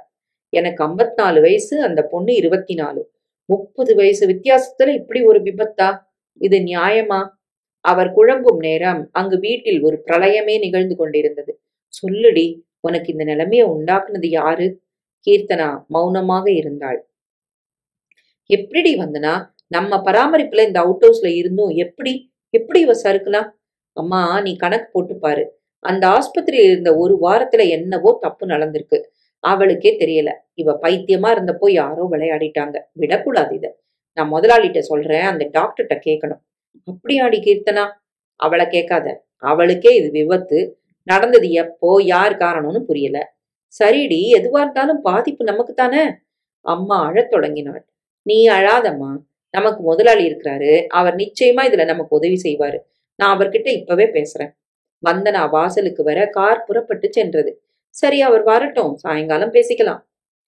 வேணுகோபால் சற்று நேரம் அலுவலகத்தில் வந்து அமர்ந்தார். அவருக்கு வேலை ஓடவில்லை. உட்காரவும் முடியவில்லை. வெளியே வந்து விட்டார். பாருக்கு வந்து கொஞ்சம் குடித்தார். வெகு நாட்களுக்கு பின் மது அருந்துகிறார். நேராக கடற்கரைக்கு வந்து விட்டார். தனிமையில் வெகு நேரம் மணலில் படுத்து கிடந்தார். இரவு தாமதமாகத்தான் வீடு திரும்பினார். வந்தனா காத்திருந்து சலித்து போய் உறங்க வந்தாள்.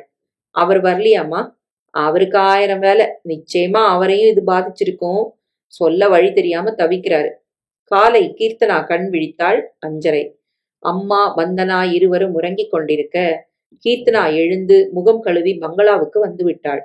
பாலை காய்ச்சி வழக்கம் போல காஃபி போட்டாள். ட்ரேயில் எடுத்துக்கொண்டு மாடிக்கு வந்தாள். கதவு திறந்து கிடந்தது. உள்ளே நுழைந்தாள். வேணுகோபால் உறக்கத்தில் இருந்தார். அவர் காலை தொட்டு அவள் அசைக்க வேணு திடுக்கிட்டு எழுந்தார். விடிஞ்சாச்சு, நான் தான் காஃபி கொண்டு வந்தேன். அவர் படுக்கையில் எழுந்து உட்கார்ந்தார். அவளை சந்திக்க முடியாமல் கண்களை தளைத்துக் கொண்டார். நேத்து பூரா தங்கச்சி உங்களை சந்திக்க காத்துக்கிட்டு இருந்தா. அவர் பார்வையில் அதிர்ச்சி. பயப்பட வேண்டாம். என் கர்ப்பத்துக்கு காரணம் நீங்க தான். நான் சொல்லல, சொல்லவும் மாட்டேன். கீர்த்தனா, நீங்க என்ன ஆக்கிரமிச்சது இப்பவும் முழுமையா என் நினைவுல இருக்கு. அப்போ எனக்கு அது புது அனுபவம். நான் அதை ரசிச்சேன். முழுமையா என்ன உங்ககிட்ட ஒப்படைச்சேன். நிச்சயமா நீங்க என்ன பலவந்தப்படுத்தல. நானும் சந்தோஷமா இருந்தேன். அதனால நீங்க குற்றவாளி இல்ல. அந்த செயற்கையாலதான் நான் முழுமையான பைத்தியம் விலகி பாந்தமான பொண்ணான. என்னை தெளிய வச்ச பெருமை உங்களுக்கு தான். ஒரு வகையில என்னை மருத்துவம் குணப்படுத்தல. உங்க ஆண்மைதான் இந்த பெருமைக்கு சொந்தமானது. கீர்த்தனா, ஆனா என் தங்க, அம்மா யாரும் உங்களை சந்தேகப்படல. உங்களை தெய்வமா மதிக்கிறாங்க. டாக்டர் பராமரிப்புல நான் இருந்த அந்த ஒரு வாரத்துல தப்பு நடந்திருக்கும்னு சொல்றா வந்தனா. உங்க உதவியோட யாருன்னு கண்டுபிடிக்க போறாளாம். ஐயோ, நீங்களும் உதவுற மாதிரி நடிங்க. நான் உங்களை காட்டி கொடுக்க மாட்டேன். எங்க அண்ணனும் கைவிட்டு வந்தனாவுக்கு வேலையும் போய் நாங்க வீதிக்கு வந்தப்போ அரவணைச்சது நீங்க தான். உங்களை ஒரு நாளும் நான் குத்தவாளின்னு ஆக்க மாட்டேன். என்ன நீங்க நம்பலாம். ஆனா ஒரு விண்ணப்பம். என்ன? இந்த கர்ப்பத்தை நான் கலைக்க மாட்டேன். ஒரு நல்ல மனுஷன் போட்ட விதை என்கிட்ட முளைச்சது நான் பண்ண அதிர்ஷ்டம். நீங்க கல்யாணம் செஞ்சுக்கல, ஆனா உங்க வாரிசை நான் சுமக்கிறேன். வெளியில சொல்ல முடியலனாலும் இது பெருமை இல்லையா? கீர்த்தனா, நீங்க எந்த அதிர்ச்சிக்கும் ஆளாக வேண்டாம். இயல்பா இருங்க. காஃபி ஆறிட போகுது. அவள் கீழே இறங்கி போனாள். வேணுவால் உட்கார கூட முடியவில்லை. ச்சே, இது நியாயமா? குற்றத்தை செஞ்சவன் நான். தெரிஞ்சும் என்னை காட்டி கொடுக்க இந்த பொண்ணு விரும்பல. அம்மாவும் தங்கையும் என்னை கண்டுபிடிக்க என் உதவியே தேடி வர போறாங்களா? நான் என்ன செய்யணும்? குழம்பியது. அதே நேரம் தன் இருப்பிடத்தில் படுக்கையை விட்டு எழுந்த அம்மா கீர்த்தனாவை காணாமல் பதட்டத்துடன் வந்தனாவை எழுப்பினாள். வந்தனா பங்களாவுக்கு வர மாடியிலிருந்து கீர்த்தனா இறங்கி கொண்டிருந்தாள். நீ இங்கேயா இருக்க? ஆமா, சமையல் வேலை இல்லையா? முதலாளிக்கு காஃபி கொண்டு வந்து வந்தேன். முதலாளி முடிச்சுக்கிட்டு இருக்கிறாரா? இப்பதான். வந்தனா மேலே வந்தாள். கதவை தட்டினாள். உள்ள வரலாம். நுழைந்தாள். அவளை பார்த்த அதிர்ச்சியில் ஆடை நழுவியதை கூட உணராமல் எழுந்து நின்றார். அவசரமாக சுதாரித்துக் கொண்டார். Sorry sir. பரவாயில்ல வந்தனா, உட்காரு. சற்று தள்ளி அமர்ந்தாள். நேத்து பூரா உங்களை பார்க்க முடியல, மனசும் சரியில்லை. இப்படி ஆயிப்போச்சே சார். அழத் தொடங்கினாள். அவ குணமாயிட்டா, ஆனா பெரிய களங்கம் ஏற்பட்டு போச்சே சார். இது வெளியில தெரிஞ்சா எதிர்காலம் என்ன ஆகும்? ஏற்கனவே ஏறுமாறா இருந்த குடும்பம் இப்பத்தான் தெளிவுக்கு வந்திருக்கு. நோயாளிய குணப்படுத்தி தூக்குல போடுற மாதிரி அவளை குணப்படுத்தின தெய்வம் கலங்கப்பட வச்சிருச்சே. நான் நேத்திக்கு டாக்டர் கூட தான் இருந்தேன் சார். ஒரு வாரத்துல அவ குணமாக காரணமே ஆண் கூட அவளுக்கு ஏற்பட்ட சேர்க்கைதான். மெடிக்கல் ரிப்போர்ட்ல கம்ப்யூட்டர் அலசல் இது. அதனால இந்த கர்ப்பத்துக்கு நீயும் நானும் நன்றி சொல்லணுமா? வந்தனா இதை எதிர்பார்க்கவில்லை. சார், இது நிஜமா? நீயே பாரு. அந்த கம்ப்யூட்டர் தாளை காட்டினார். அதில் ஆங்கிலத்தில் விவரம். ஆச்சரியமா இருக்கு. அதான் மனோ தத்துவ அதிசயம். டாக்டரே இது ஆச்சரியப்பட வச்சிருக்குது. அப்போ இவளுக்கு ஆண் கூட ஏற்பட்ட சேர்க்கை அப்பவே டாக்டருக்கு தெரிஞ்சிருக்கு. ஆமா, ஒரு டாக்டருக்கு தான் பேஷண்ட் குணமாகணும். காரண காரியங்கள் எதுவா இருந்தா என்ன? ஆனா கலங்கப்பட்டு நிக்கிறாளே சார். இதுக்கு காரணம் யாருன்னு தெரியலையே. கர்ப்பத்தை கலைச்சிடலாம், ஆனா அது அவ மூளையை மறுபடியும் பாதிச்சிடாம இருக்கணும் இல்லையா? கதவுக்கு வெளியே நின்றபடி சகலமும் கேட்டுக்கொண்டிருந்தாள் கீர்த்தனா. பாக்கலாம் வந்தனா. எல்லாத்தையும் ஒரே நாள்ல தீர்மானிக்கிறது அத்தனை சுலபம் இல்ல. தற்சமயம் நமக்கு மட்டும்தான் தெரியும் இது. பார்க்கலாம், நல்ல தீர்வு ஒண்ணு நிச்சயமா கிடைக்கும். டெலிபோன் ஒலித்தது. எடுத்தார், பேசினார். அவர் முகம் அசாத்தியமாக மலர்ந்தது. ரிசீவரை வைத்தார். 1 கோடி ரூபாய் கான்ட்ராக்ட் ஒண்ணுக்கு 4 மாசமா போராடிட்டு இருக்கோம் இல்லையா? அது கிடைச்சிருச்சு. அத்தனை சுலபத்துல யாருக்கும் கிடைக்காத பிசினஸ் அது. நான் உடனே புறப்பட்டு இது தொடர்பான சில தகவல்களை சேகரிக்கணும். நாம அப்புறமா பேசலாம் வந்தனா. அவள் வெளியே வந்தாள். அதற்குள் கீர்த்தனா சமையல் கட்டுக்கு வந்து விட்டாள். மூச்சு வாங்கியது. வந்தனா கீழே வந்தாள். கொஞ்சம் காஃபி குடிக்கிறியா வந்தனா? உன்னால எப்படிக்கா இயல்பா இருக்க முடியுது? நமக்கு ஏற்பட்ட பிரச்சனைக்காக கடமைய மறக்க முடியுமா வந்தனா? போ போ, உன் கடமைய நீ கவனி. அவள் போனதும் மாடிக்கு வந்தாள் கீர்த்தனா. சந்தோஷமா இருக்கீங்களா? ஆமா கீர்த்தனா, ரொம்ப பெரிய வர்த்தகம் படிஞ்சிருக்கு. எதிர்பாராத செய்தி. வெளியில நம்மளால சொல்ல முடியலனாலும் மனசுக்கு தெரியுது. நீ என்ன சொல்ற? என்ன தெரியுது மனசுக்கு? இந்த 54 வயசுல உங்க வாரிசுன்னு ஒண்ணு இப்பத்தானே உருவாகி இருக்கு. அதோட அதிர்ஷ்டம் தான் ரொம்ப பெரிய வர்த்தகம். வேணுகோபால் இதை எதிர்பார்க்கவில்லை. பலமாக தாக்கப்பட்டார். நான் கோயிலுக்கு போயிட்டு வரேன். கீர்த்தனா புறப்பட அம்மா பதிலே பேசவில்லை. தெரிந்தோ நடந்தோ தெரியாமல் நடந்ததோ கற்பம் என்ற செய்தி வந்த பின்னால் அம்மாவுக்கு கீர்த்தனா மேல் ஒரு ஊமை கோபம் இருந்தது. அவள் தெளிந்ததால் ஏற்பட்ட சந்தோஷத்தை விட தாய்மை அடைந்ததால் ஏற்பட்ட அதிர்ச்சி அதிகமாக இருந்தது. கீர்த்தனா புறப்பட்டு வெளியே வந்தாள். அந்த டாக்டரின் தொலைபேசி எண்ணை வந்தனாவின் டயரி மூலம் சேகரித்திருந்தாள். அதற்கு டயல் செய்தாள். டாக்டரை எடுத்தார். டாக்டர், நான் கீர்த்தனா பேசுறேன், உங்க பேஷண்ட். ஞாபகம் வரலம்மா?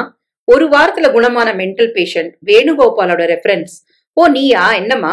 நான் உடனடியா உங்களை சந்திக்கணும் டாக்டர். வாயேம்மா. ரிசீவரை வைத்துவிட்டு பஸ் பிடித்து அவள் கிளினிக் வந்து சேர 1 மணி நேரம் ஆனது. டாக்டர் காத்திருந்தார். சொல்லுமா. நேரா விஷயத்துக்கு வரேன் டாக்டர். நான் இப்ப கர்ப்பம். டாக்டர் பேசவில்லை. இதனால குடும்பத்துல குழப்பம் ஏற்பட்டிருக்கு டாக்டர். நான் கல்யாணம் ஆகாத பொண்ணு. இது அவமானம் இல்லையா? டாக்டர் அவளை பார்த்தார். எனக்கு ஒருத்தர் கூட உண்டான உடல் தொடர்புனாலதான் என் மூளையே தெளிஞ்சிருக்குன்னு உங்க மெடிக்கல் ரிப்போர்ட்ல ஒரு காரணம் சொல்லி இருக்கு கம்ப்யூட்டர். ஆமாமா. நான் தெளிவில்லாம இருந்த அந்த காலகட்டத்துல எனக்கே தெரியாம நான் கெடுக்கப்பட்டிருக்கேன்னு என் அம்மாவும் தங்கையும் அழுத்தமா நம்புறாங்க. அதானே நிஜம்? இருங்க டாக்டர். இந்த கிளினிக்ல நான் இருந்த ஒரு வாரத்துல அது நடந்திருக்க கூடும்னு சொல்லப்படுது. டாக்டர் பேசவில்லை. கம்ப்யூட்டர் அறிக்கையை எடுத்து வந்தார். முதல் நாள் உன்னை செக்கப்க்கு வேணு கொண்டு வந்த அன்னைக்கு ராத்திரி சேர்க்க நிகழ்ந்திருக்குமா? இந்த கிளினிக்ல உனக்கு எந்த ஆபத்தும் நேரல. உன் தங்க கிட்ட இதை நான் சொல்ல தயாரா இருக்கேன். டாக்டர், நான் இப்ப பேச வந்த விஷயம் அது இல்ல. இரு, உன்னோட தொடர்பு கொண்ட ஆண் யாருன்னு கண்டுபிடிக்க முடியலையா? வேண்டாம் டாக்டர். நீ என்ன சொல்ற? அது யாருன்னு எனக்கே தெரியும். நீங்க சொன்ன அந்த நாள்ல நடந்த விபரீதம் இது. விபரீதம் கூட இல்ல, நானும் இணங்கித்தான் இது நடந்தது. அப்படின்னா ஆளு யாருன்னு நீ சொல்ல வேண்டியதானே உன் வீட்டுல? இல்ல டாக்டர், சொல்லக்கூடிய நிலைமையில நான் இல்ல. பிளீஸ் டாக்டர், என்னை எதுவும் கேட்காதீங்க. சரி, நீ இப்ப இங்க வந்த நோக்கம்? பைத்தியமா இருந்த என்ன தெளிய வச்சது அந்த நாள் தான், அந்த ஆள் தான். அதனால இந்த கர்ப்பத்தை நான் மதிக்கிறேன். இதை எந்த காரணத்தை கொண்டும் கலைக்க நான் விரும்பல. இந்த குழந்தைய நான் சுமக்கணும், பெத்து எடுக்கணும் டாக்டர். நோ, இது சுத்த கிறுக்குத்தனமா இருக்கேம்மா. நாளைக்கு ஊரும் உலகம் உன்னை ஏசாதா? அத பத்தி நான் கவலைப்படல டாக்டர். உன்னை என்னால புரிஞ்சுக்க முடியலம்மா. டாக்டர், எனக்கு இந்த குழந்தை வேணும். அதுக்கு நீங்க தான் எனக்கு ஒத்துழைக்கணும். நானா? என்ன சொல்ற நீ? உங்களை தேடி என் தங்க வருவா. காரணம் கேட்டா நீங்க மருத்துவ அறிக்கையை காட்டுங்க. உங்க ஆஸ்பத்திரிக்கு களங்கம் வர வேண்டாம். சரி, அடுத்தபடியா இந்த கர்ப்பத்தை கலைக்க உங்ககிட்ட நிச்சயமா அவ ஆலோசனை கேட்பா. அத நானும் எதிர்பார்க்கிறேன். இந்த கருவை கலைச்சா திரும்பவும் மூளை கலங்க வாய்ப்பு இருக்குன்னு ஒரு வார்த்தை நீங்க சொல்லணும். என்ன பொய் சொல்றியா? இல்ல, உண்மையேதான். அதுதான் டாக்டர். இந்த கர்ப்பம் கலைக்கப்பட்டா ஏன் விருப்பம் இல்லாத ஒரு காரியத்தை என் மனசு ஏத்துக்காது. அந்த மன உளைச்சல்ல நிச்சயமா என் மூளை பழையபடி பாதிக்கும். டாக்டர் கவலையுடன் பார்த்தார் அவளை. அதனால நீங்க பொய் சொல்ல போறதில்ல. கர்ப்பம் கலைக்க வேண்டாம்னு சொல்றது மருத்துவ ரீதியான உதவி டாக்டர். சரிம்மா, எனக்கு கஷ்டம் இல்ல. ஆனா உன்னோட எதிர்கால பிரச்சனைகளை பல முறை யோசிச்ச பின்னால நீ சொல்லு. யோசனை பண்ணிட்டேன் டாக்டர். என் முடிவுல மாத்தம் இல்ல. இந்த உதவியை நீங்க செஞ்சா காலம் முழுக்க உங்களுக்கு நான் நன்றி கடன் பட்டிருப்பேன். டாக்டர் கண்களை மூடிக்கொண்டு அமர்ந்தார். சரிம்மா, நல்லது நடக்கட்டும். அவ்வளவுதான். உன்னை குணப்படுத்தின டாக்டருங்கிற முறையில நான் கேக்குறேன், உனக்கு இந்த நிலைமை ஏற்பட காரணம் யாரு? கீர்த்தனா பதில் சொல்லவில்லை. என்கிட்ட நீ சொல்றது சர்ச்ல பாதிரியார் கிட்ட பாவ மன்னிப்பு கேக்குற மாதிரி. டாக்டர், சொல்லுமா. எந்த ஒரு ரகசியமும் ஒருத்தருக்கு மட்டுமே தெரிஞ்சிருக்கிறது நல்லதில்ல. நெருப்புனா வாய் வெந்துடாதுதான். ஆனாலும் சொல்லாம இருக்க முடியல. இந்த குழந்தைய பெத்தெடுத்த கொஞ்ச நாள்ல உனக்கு ஏதோ ஒண்ணு ஆச்சுன்னு வச்சுக்கோ. சாரிம்மா, அப்படி ஆக வேண்டாம். இது பேச்சுக்குத்தான். அப்போ அந்த குழந்தை நிலைமை என்ன ஆகும் சொல்லு. கீர்த்தனாவின் விழிகளில் சன்னமான மிரட்சி.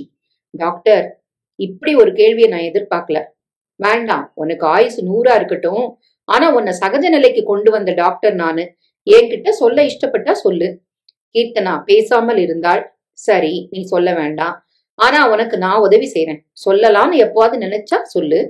சாரி டாக்டர், நான் யோசிக்கணும். நிச்சயமா உங்களுக்கு சொல்வேன்னு நினைக்கிறேன். நான் வரேன் டாக்டர். பங்களாவுக்கு வந்து விட்டாள். மாலை 4 மணிக்கு வந்தனா உடை மாற்றிக் கொண்டாள். அக்கா புறப்படு. எங்க வந்தனா? டாக்டர்கிட்ட தான். நான் வரல, நீ போயிட்டு வா. அக்கா, நான் போக போறது உன்னை குணப்படுத்தின டாக்டர்கிட்ட. அவர்கிட்ட விளக்கங்கள் வேணும் எனக்கு. எனக்கு எந்த விளக்கமும் அவசியம் இல்ல, நீ போ. வந்தனா அவளை முறைத்தாள். நேராக தொலைபேசியை அணுகி டயல் செய்தாள். வேணுகோபால் எடுத்தார். நான் ஆபீஸ் வரேன். 2 பேருமா டாக்டர் பார்க்க போறோம். இன்னிக்கா? ஆமா, நான் வந்துகிட்டே இருக்கேன். ரிசீவரை வைத்துவிட்டு ஆட்டோ பிடித்தாள். வேணுகோபாலுக்கு சங்கடமாக இருந்தது. எத்தனை இக்கட்டான ஒரு சூழ்நிலை. என்னிடம் தன்னை இழந்த செய்தி கீர்த்தனாவுக்கு தெரிந்துவிட்டது. கர்ப்பமாகியும் என்னை காட்டிக் கொடுக்க அவள் விரும்பவில்லை. என் குழந்தையை தன் கர்ப்பத்தில் விரும்பியே அவள் சுமக்க தொடங்கிவிட்டாள். என்ன சொல்லிவிட்டு போனாள்? இப்பத்தானே உங்க வாரிசு உதயமாயிருக்கு, அதோட அதிர்ஷ்டம்தான், பெரிய வர்த்தகம். அவள் சொல்லிவிட்டு போனதும் சிலிர்த்தது. என் வாரிசு. ஆனால் வெளியில் சொல்ல முடியுமா? 54 வயதில் ஏதோ ஒரு மயக்கத்தில் எனக்கு உண்டான பிள்ளை. 24 வயது பெண் என் வாரிசை சுமக்கிறாள். இது விபத்து. கோடிக்கணக்கான பணம் இருந்தும் என்னை அடைய பல பெண்கள் காத்திருந்தும் சகலத்தையும் உதறியவன் நான். குடும்பம், வாரிசு, வம்சாவழி என்ற எதிலும் நம்பிக்கை இல்லாமல் கண்டதே காட்சி என்று தாறுமாறாக அலைந்து இளமை திமிரில் அலைந்தவன் நான். இன்று என் சேர்க்கையால் ஒரு பெண் குணமாகி இருக்கிறாள். அதுவும் எனக்கே முழுமையாக தெரியாமல் ஏதோ ஒரு போதையில் நிகழ்ந்த விபத்து. இவள் வயிற்றில் என் வாரிசு. அந்த நாளில் குடிக்கவில்லை, போதை மருந்து சாப்பிடவில்லை. எல்லாம் நிறுத்தி நான் ஒழுங்கான பின்னால் எப்படி இது நேர்ந்தது? அன்று காலை முதலே ஒருவித கிறக்கம். எதனால் வந்தது? 1 மணி நேரத்தில் வந்தனா வந்து விட்டாள். புறப்படுங்க. எதுக்கு வந்தனா? என்ன எதுக்கு? அந்த டாக்டர் நாளைக்கு டெல்லி போறாராம். இப்பதான் போன்ல தகவல் தெரிஞ்சுக்கிட்டேன். போனா எப்ப வருவாரோ இன்னிக்கே பாத்துடலாம். வேணு பேசவில்லை. சரிவா. இருவரும் காரில் போகும்போது கூட எதுவும் பேசிக்கொள்ளவில்லை. டாக்டர் இருந்தார். வந்தனா நேராக விஷயத்துக்கு வந்து விட்டாள். டாக்டர், ஒரு உடல் சேர்க்கையால அந்த வினோத உணர்வால என் அக்கா குணமாயிருக்கான்னு உங்க மருத்துவ கம்ப்யூட்டர் சொல்லுது. இதோட விளைவு அவ இப்ப கர்ப்பம். டாக்டர் பேசவில்லை. எங்க வீட்டுல அவளை மூடி மூடி நாங்க காப்பாத்திருக்கோம். இங்க இருந்த ஏதோ ஒரு நாள்ல தான் அவளுக்கு அந்த விபத்து நிகழ்ந்திருக்கு. ஒரு வகையில இதுக்கு நீங்க தான் டாக்டர் பொறுப்பேத்துக்கணும். கம்ப்யூட்டர் ரிப்போர்ட் நீ பாத்தியாமா? பார்த்தேன் டாக்டர். முதல் நாள் கீர்த்தனாவை வேணுகோபால் செக்கப்க்கு கொண்டு வந்தாரு. அன்னைக்கு ராத்திரி தான் அது நிகழ்ந்திருக்கு. கரெக்ட். அன்னைக்கு ராத்திரி அக்கா இங்கதான் இருந்திருக்கிறா. இடியட். செக்கப் முடிஞ்சு அவளை கூட்டிட்டு வேணுகோபால் 7:30 மணிக்கு வெளியில போயாச்சு.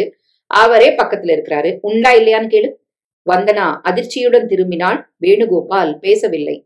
மறுநாள் காலை அவளை கொண்டு வந்து விட்டதும் வேணு சொன்ன பொய் அவருக்கே மறக்கவில்லை. சிஸ்டர் வந்து அழைக்க டாக்டர் உள்ளே போனார். வந்தனா அவரையே பார்த்து கொண்டிருந்தாள். வந்தனா, டாக்டர் சொல்றது நிஜம்தான். நான் வெளியில வந்து இது தொடர்பா உங்ககிட்ட பேசுறேம்மா. இங்க வேண்டாம். டாக்டர் திரும்பி வந்தார். சொல்லுமா. அவ இப்ப கர்ப்பமா இருக்கா. அவளை நாசம் பண்ணது யாருன்னு அவளுக்கே தெரியல. கண்டுபிடிச்சு அவளை சேர்த்து வைக்க முடியுமான்னு தெரியல. இந்த நிலைமையில இந்த கர்ப்பம் அவளுக்கு தேவையா டாக்டர்? அவளுக்கு இந்த குழந்தை வேண்டாம். அதை கலைச்சிருங்க டாக்டர் பிளீஸ். சாரிம்மா, அது முடியாது, கூடாது. ஏன் டாக்டர்? அவளுக்கு இப்போ ஏற்பட்ட அதிர்ச்சியே அதிகம். இதுல கர்ப்பத்தையும் கலைச்சா எப்படிமா? அவ மூளை அது பாதிச்சா? பாதிக்குமா டாக்டர்? பாதிச்சுட்டா அப்புறம் அழுது லாபம் இல்லையம்மா. அந்த பொண்ணு குழந்தை பெத்துக்கிறது நல்லது. அவளுக்கு பழசெல்லாம் ஓரளவுக்கு நினைவு இருக்கு. நடந்த இந்த சம்பவமும் நினைவுக்கு வருதான்னு கேளுங்க. வேணு தவித்தார். நாங்க புறப்படுறோம் டாக்டர். வெல், நானும் நாளைக்கு டெல்லிக்கு போறேன். திடீர் கான்ஃபரன்ஸ். காலையில தான் தகவல் வந்தது. திரும்பி வர 4-5 மாசம் ஆகும். இருவரும் வெளிப்பட்டார்கள். காருக்குள் அமர்ந்ததும் வந்தனா பேசவில்லை. அவள் பார்வையை வேணுவால் தாங்க முடியவில்லை. கடற்கரை சாலையில் ஒரு ஓரமாக வண்டியை நிறுத்தினார். வந்தனா, அன்னைக்கு உன்கிட்ட நான் சொன்னது பொய் தான். அதான் தெரிஞ்சு போச்சே. அந்த ராத்திரியில எங்க அக்காவுக்கு நடந்த விபத்து உங்களுக்கு நிச்சயமா தெரிஞ்சிருக்கு. சொல்லுங்க, யார் அது? வேணுகோபால் உள்ளங்கையை கோர்த்து கோர்த்து பிரித்தார். சொல்லிவிடலாமா? நான் தான் அது என்று சொன்னால் தெய்வமாக இருந்த நான் நொடியில் சலச்சலமென சரிந்து விடுவேனோ? என்னையும் மீறி நிகழ்ந்த செயல் அது என்று சொன்னால் யார்தான் நம்புவார்கள்? எப்படி என்ற கேள்வி வராதா? என்னை சந்தேகப்பட்டு காரி துப்ப மாட்டாளா வந்தனா? பணக்கார கௌரவம், சமூக அந்தஸ்து நிஜம் பேச விடாமல் தடுத்தது. சகலத்துக்கும் மேலாக வந்தனா தன் மேலே வைத்திருந்த மதிப்பு சரிந்து விடக்கூடாது என்று மனசு தவித்தது.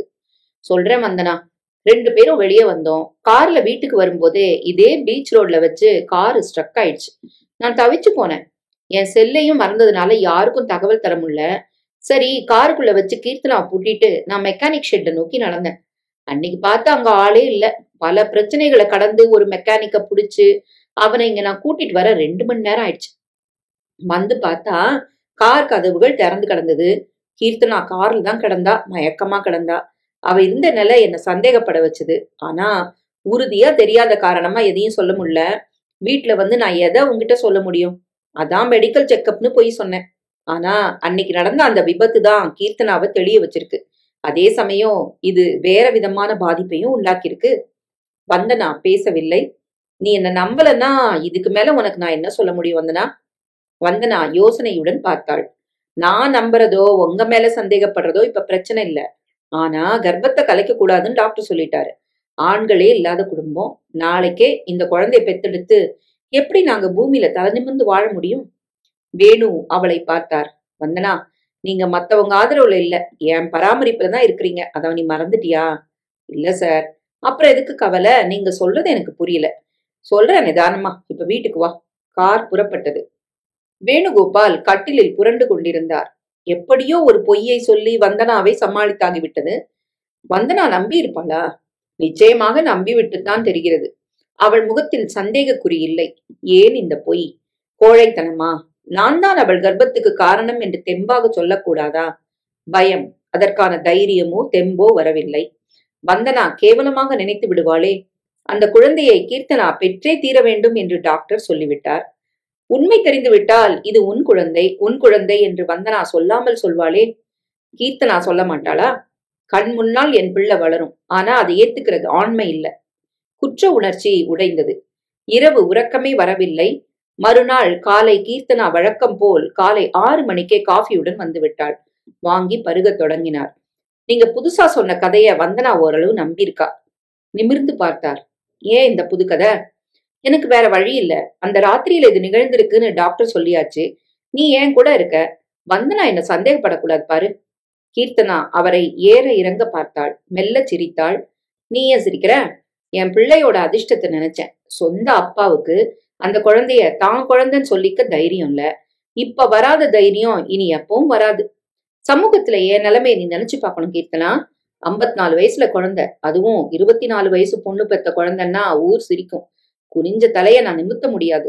நான் மட்டும் கம்பீரமா நிமிர்ந்து வாழ முடியுமா? உன்னை யார் சுமக்க சொன்னா? கலைச்சிரு. கீர்த்தனா காதுகளை மூடிக்கொண்டாள். நீங்களா இத சொல்றது? வேற வழி இல்லம்மா. இந்த பாரு, நான் வந்தனா கிட்ட சொன்னது பொய் தான். என் சமூக கௌரவத்துக்காக எனக்கு இதை தவிர வேற வழி இல்ல. என்ன நீ கோழன்னு நினைச்சாலும் நான் வருத்தப்படல. உங்க நிலைமைய நீங்க சொல்லிட்டீங்க, என்னோடத நான் சொல்லிடுறேன். என்ன மனுஷி ஆக்குனது அந்த ஒரு நாள் சம்பவம் தான். அதன் விளைவுதான் இது. நான் இந்த குழந்தைக்கு தான் நன்றி சொல்லணும், கலைக்க மாட்டேன். நீ போக வேண்டாம். உங்க குடும்பம் மொத்தத்தையும் நான் ஆதரிக்கிறேன். கீர்த்தனா கீழே இறங்கி வந்தாள். டிஃபனுக்கான ஏற்பாடுகளை கவனிக்க தொடங்கினாள். இந்த குழந்தைய பெத்தப்புறம் 4 பேர் 4 விதமா என்ன பேச மாட்டாங்களா? யார் அந்த 4 பேர்? இந்த வீட்டுல நான் சமையல்காரி. இந்த 4 சுவரை தாண்டி நான் வெளியே போக போறதில்ல. அப்புறம் யார் சொல்ல முடியும்? என் வாழ்நாள் முழுக்க இனி இங்குதான். முதலாளி கோழையா இருக்கலாம், ஆனா அவரை ஒரு நாளும் காட்டி கொடுக்க கூடாது. மனசுக்குள் முடிவே எடுத்துக்கொண்டாள். நாட்கள் ரெக்கை கட்டி கொண்டு பறந்தன. இந்த 7-8 மாதங்களில் பிசினஸ் பிரமாதமாக முன்னேறிவிட்டது. அவரே எதிர்பாராத உயரங்களை தொட்டு கொண்டிருந்தது. வீட்டு அலுவலகத்தில் இன்னும் கம்ப்யூட்டர்கள் வந்து இறங்கின. பல விஷயங்கள் ரகசியமாக காக்கப்பட வேண்டிய சூழ்நிலையில் வந்தனாவின் வேலை பளு கூடி போனது. யாரையும் வேலைக்கு வைத்துக் கொள்ள வேணு விரும்பவில்லை. வந்தனாவுக்கு சம்பளத்தை 15,000 உயர்த்தி விட்டார். கீர்த்தனா முறையாக மருத்துவ பரிசோதனை எல்லாம் செய்து கொண்டுதான் வந்தாள். இரத்த அழுத்தம் முதல் கொண்டு காலில் வீக்கம் என்று பல பிரச்சனைகள் அந்த குழந்தை வளர வளர அதிகமானது. பிரசவ நாள் நெருங்கிக் கொண்டிருந்தது. வந்தனா டென்ஷனில் இருந்தால். வேணுகோபால் கீர்த்தனாவின் பிரசவத்துக்காக நகரின் மிகப்பெரிய மகப்பேறு மருத்துவமனையில் பதிவு செய்திருந்தார். அன்று இரவு 10:30 மணி வரை கம்ப்யூட்டரில் இருந்து விட்டு அதன் பிறகு சாப்பிட்டு வந்தனா படுக்கைக்கு வர 11:30. வந்தனா, அக்கா நீ இன்னும் தூங்கலியா? இல்ல, தூக்கம் வரல, ரொம்ப முடியல, என்னவோ கஷ்டமா இருக்கு. என்ன செய்து வலி எடுக்க போதா? தெரியல. ஆனா வந்தனா, எனக்கு பயமா இருக்கு. என்ன பயம்? பிரசவ பயம் இல்ல. இந்த பிரசவத்துக்கு அப்புறம் ரொம்ப நாள் நான் இருக்க மாட்டேன்னு தோணுது. ஏங்கா அப்படி எல்லாம் பேசுற? தெரியல, இது கற்பனை இல்ல, உள் மனசு சொல்லுதுடி. வந்தனாவுக்கு சங்கடமாக இருந்தது. சட்டென கையை ஊன்றி தரையில் உட்கார்ந்தாள். வந்தனா அருகில் உட்கார அம்மாவும் வந்தாள். வந்தனாவின் மடியில் தலையை வைத்துக் கொண்டாள் கீர்த்தனா. வந்தனா, சொல்லுக்கா. நீ இந்த வீட்டுல சின்னவ, ஆனா எவ்வளவு பெரிய பொறுப்புகள். வேதனையா இருக்கு. நான் ஒருத்தி உனக்கு நிரந்தர கால் கட்டு. நான் அப்படி நினைக்கலக்கா. வந்தனா, நான் ரொம்ப நாள் உயிரோட இருக்கலன்னா என் குழந்தைய அனாதை விடுதியில சேர்த்துடுவியா? ஏங்கா இப்படி எல்லாம் பேசுற நீ? வேண்டாம் வந்தனா, அத கைவிட்டுறாத. அழத் தொடங்கினாள் கீர்த்தனா. அழாதக்கா. உன் குழந்தைய எல்லாத்தையும் நான் சுமக்கிறேன், போதுமா? ஏதோ புலம்பிக்கிட்டே கீர்த்தனா உறங்கி போனால். நேரம் நள்ளிரவை கடந்து விட்டது. தலகாணி எடுத்து வந்து அதில் அவள் தலையை வைத்துவிட்டு வந்தனா எழுந்தாள். அவளுக்கே வேதனையாக இருந்தது. பாவம் அக்கா, இத்தனை நாள் தன்னையே உணராமல் வாழ்ந்தாகிவிட்டது. தெளிந்த கொஞ்ச நாட்கள்ல கர்ப்பம். இவள அப்போ ஏத்துக்க யாருமே வரமாட்டாங்க. இனிமே நிச்சயமா யாரும் ஒப்புக்கொள்ள மாட்டாங்க. கன்றோட வரும் பசுவை யார் ஏற்பார்கள்? சிலர் வாழ்க்கை இப்படித்தான் முடிகிறது. பின்னிரவு 2 மணிக்கு வந்தனா கண்களை மூடினாள். அதிகாலை 4 மணிக்கு தன்னை யாரோ உலுக்குவது தெரிந்தது. வந்தனாவால் கண்களை திறக்க முடியவில்லை. திறந்தாள் எரிச்சலுடன். வந்தனா, சுளீர்னு வலிக்குது எனக்கு. அம்மா எந்திரி. அம்மா பதறிப்போய் விழித்தாள். அதற்குள் அடுத்த வலி வந்துவிட்டது. என்னம்மா அது, பிரசவ வலியா? தெரியலம்மா, கஷாயம் போட்டு எடுத்துட்டு வரேன், குடிச்சிட்டு அதிகமான நிஜமான வலிதான். அம்மா எழுந்திருக்க, அம்மா அலறினாள் கீர்த்தனா. கஷாயம்லாம் வேண்டாம், தாமதிக்க வேண்டாம், நானே போய் முதலாளி எழுப்புறேன். பங்களா நோக்கி ஓடினாள் வந்தனா. வாட்ச்மேனை அவசரமாக எழுப்பிவிட்ட பின் உள்ளே வந்து விட்டாள். அவரது அறைக்குள் நுழைந்தே விட்டாள். உலுக்கினாள். Sir sir! வேணு வாரி சுருட்டி கொண்டு எழுந்தார். கீர்த்தனாவுக்கு வலி எடுத்துருச்சு. இதோ வந்துட்டேன் வந்தனா. பாத்ரூம் போய் அவசரமாக முகம் கழுவிக்கொண்டு உடை மாற்றி நொடியில் வெளிப்பட்டார். அவுட் ஹவுஸுக்கு காரோடு வந்து விட்டார். அம்மா பிடித்து கொண்டு வந்து அவளை ஏற்ற வந்தனா கதவை பூட்டி கொண்டாள். கார் புறப்பட்டது. காருக்குள் அலறினாள் கீர்த்தனா. 10 நிமிஷத்துல போயிடலாம். காலை நேரத்தில் போக்குவரத்து இல்லை. சுலபமாக மருத்துவமனையை அடைந்து விட்டார்கள். பரிசோதித்தார் டாக்டர். லேபர் பெயின் தான். லேபர் வார்டுக்குள் போங்க. ஸ்ட்ரெச்சரில் உடல் கிடத்தப்பட்டு லிப்டுக்குள் போனது. லேபர் வார்டு வாசலில் நிற்க உள்ளே கீர்த்தனா அழைத்து செல்லப்பட்டு கதவு சாத்தப்பட்டது. சற்று நேரத்தில் லேடி டாக்டர் வெளியே ஓடினார். 15 நிமிடங்களில் வேறொரு ஆண் டாக்டர் அவசரமாக உள்ளே வந்தார். மேலும் சில நிமிடங்கள். லேடி டாக்டர் வெளிப்பட்டார். யார் அவங்க வீட்டுக்காரரு? அவர் இப்போ ஊர்ல இல்ல, பொறுப்பு நான் தான். என்ன வேணும்? வேணும் கேட்டார். கேஸ் ரொம்ப கிரிட்டிக்கலா இருக்கு. குழந்தையோட பொசிஷன் சரியில்லை. ஆனா வலி எடுத்தாச்சு. பிபி ஏகத்துக்கு ஏறி கிடக்கு. ஆப்ரேட் பண்ணி தான் குழந்தை எடுக்கணும். நீங்க கையெழுத்து போடணும். கொடுங்க, போட்டு தரேன். நீட்டிய இடங்களிலெல்லாம் கையெழுத்திட்டார். அதற்குள் டாக்டரை நெருங்கினாள் வந்தனா. டாக்டர், பயம் இல்லையே? சொல்றதுக்கு இல்லம்மா, எங்களால முடிஞ்சதை செய்யறோம், கடவுளை நம்புங்க. டாக்டர் உள்ளே போய்விட்டார். வெகு நேர போராட்டம். கிட்டத்தட்ட 4-5 மணி நேர போராட்டங்கள். காலை 10 மணி சுமாருக்கு குழந்தையின் அழுகுரல் கேட்டது. அம்மாவின் கைகளை பிடித்துக் கொண்டாள் வந்தனா. அம்மா அழத் தொடங்கினாள். டாக்டர் வெளியே வந்தார். டாக்டர், எப்படி இருக்காங்க 2 பேரும்? சாரிம்மா, குழந்தைய மட்டும்தான் எங்களால காப்பாத்த முடிஞ்சது. டாக்டர், அலறி விட்டாள் வந்தனா. அம்மாவுக்கு நிக்க முடியல. மடங்கி அப்படியே உட்கார வேணுகோபாலுக்கு துக்கம் பொங்கி வந்தது. தலைமை நர்ஸ் குழந்தையை எடுத்து வந்து வந்தனாவின் கையில் தந்தாள். பெண் குழந்தை. செக்கச்செவேலென ரோஜாப்பூ குவியலாக வெள்ளை துணியில் கை கால்களை அசைத்தது. வந்தனா வாங்கி கொண்டாள். வெள்ளை துணி போர்த்தப்பட்ட கீர்த்தனா ஸ்ட்ரெச்சரில் வெளியே கொண்டு வரப்பட்டாள். முகத்தில் அதே அமைதி. பெரும் போராட்டத்துக்கு மத்தியில் வாழ்ந்த பெண் போய் சேர்ந்து விட்டாள். வேணுகோபால் அங்கு நிற்கவில்லை. சே, நான் துரோகம் பண்ணிட்டனா? என்னால கெடுக்கப்பட்ட பொண்ணு. அவளை நான் கடைசி வரைக்கும் ஏத்துக்கவே இல்லை. ஏக்கத்தோட இருந்து போயிட்டாளோ? அந்த பாவம் என்ன அலக்கழிக்குமா? ஆஸ்பத்திரி ஃபார்மாலிட்டி முடிந்து அவளது உடல் நேராக சுடுகாட்டுக்கே எடுத்துச் செல்லப்பட்டது. வேணுதான் கொள்ளி வைத்தார். வீடு திரும்பி விட்டார்கள். குழந்தை அழத் தொடங்கியது. தாய்ப்பாலுக்கு கூட நீ கொடுத்து வைக்கலையேடி. வந்தனா அழுதாள். வந்தனா, இனி அழுது லாபம் இல்ல. கீர்த்தனா திரும்பி வரப்போறதும் இல்ல. மனசை தேத்திக்கோ. எங்க அக்கா மாதிரி ஒரு பாவப்பட்ட ஜென்மம் இந்த பூமியில இல்ல சார். அவளுக்கு மட்டும் ஏன் கொடுத்து வைக்கல? விடு வந்தனா. தகப்பன் இல்லாத குழந்தையா இது வளரும் போது பல பேர் கேள்விகளுக்கு கீர்த்தனா பதில் சொல்ல வேண்டி வரும். இப்ப 2 பேருமே இதுக்கு இல்லையே. சொல்லும் போது குரல் நடுங்கியது வேணுக்கு. நீ தகப்பன் இருந்து கொண்டே இல்லை என்கிறாயா?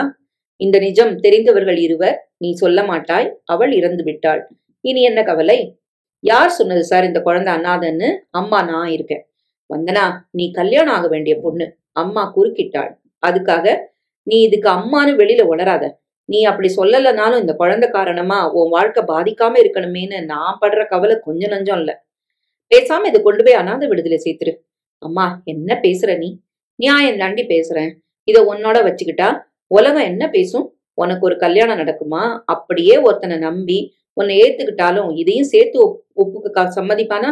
வேண்டாம், சம்மதிக்க வேண்டாம். வந்தனா, நீ என்ன பேசுற? எவ்வளவு மாப்பிள்ளைங்க என்னை கட்டிக்க வாசல்ல நிக்கிறாங்க. எனக்கு கல்யாணம் வேண்டாம். இந்த பிஞ்சு குழந்தையால என் வாழ்க்கை கேள்விக்குறியாகுதுன்னா நான் அதை பத்தி கவலைப்படல. முதலாளி, நீங்களாவது அவளுக்கு எடுத்து சொல்லக்கூடாதா? புள்ள விட்டுட்டு போயிட்டா. மூத்த பொண்ணு உலகத்தையே விட்டு போயாச்சு. இவளாவது வாழறத நான் பார்க்க கூடாதா? எனக்கு அந்த பாக்கியம் இல்லையா? அம்மா அழுதாள். அழாதீங்கம்மா, நல்லதே நடக்கும். நீங்க தைரியமா இருங்க. வேணு பங்களாவுக்கு வந்தார். கீர்த்தனாவின் மரணம் பிரச்சனையை தீர்க்கவில்லை, அதிகமாக்கி விட்டது. நான் ஒரே ஒரு வார்த்தை நிஜம் பேசிட்டா சகல பிரச்சனைகளுக்கும் தீர்வு கிடைச்சிரும். இப்ப கூட பேச முடியலையே. தவித்தார் வேணுகோபால். இனிமே குழந்தை காரணமா என்னெல்லாம் பிரச்சனை வரப்போகுதோ? மிகப்பெரிய பிரச்சனை ஒன்று பின்னால் வந்து கொண்டிருப்பதை அவர் அறியவில்லை. 3 மாத காலம் ஓடிவிட்டது. பகல் முழுக்க குழந்தையை அம்மாதான் பார்த்து கொண்டாள். இரவு 10 மணி வரை அலுவலக வேலைகளை பார்த்துவிட்டு அதன் பிறகு வந்து குழந்தையை வாங்கிக் கொள்வாள் வந்தனா. இரவெல்லாம் பெரும்பாலும் அது அழும்.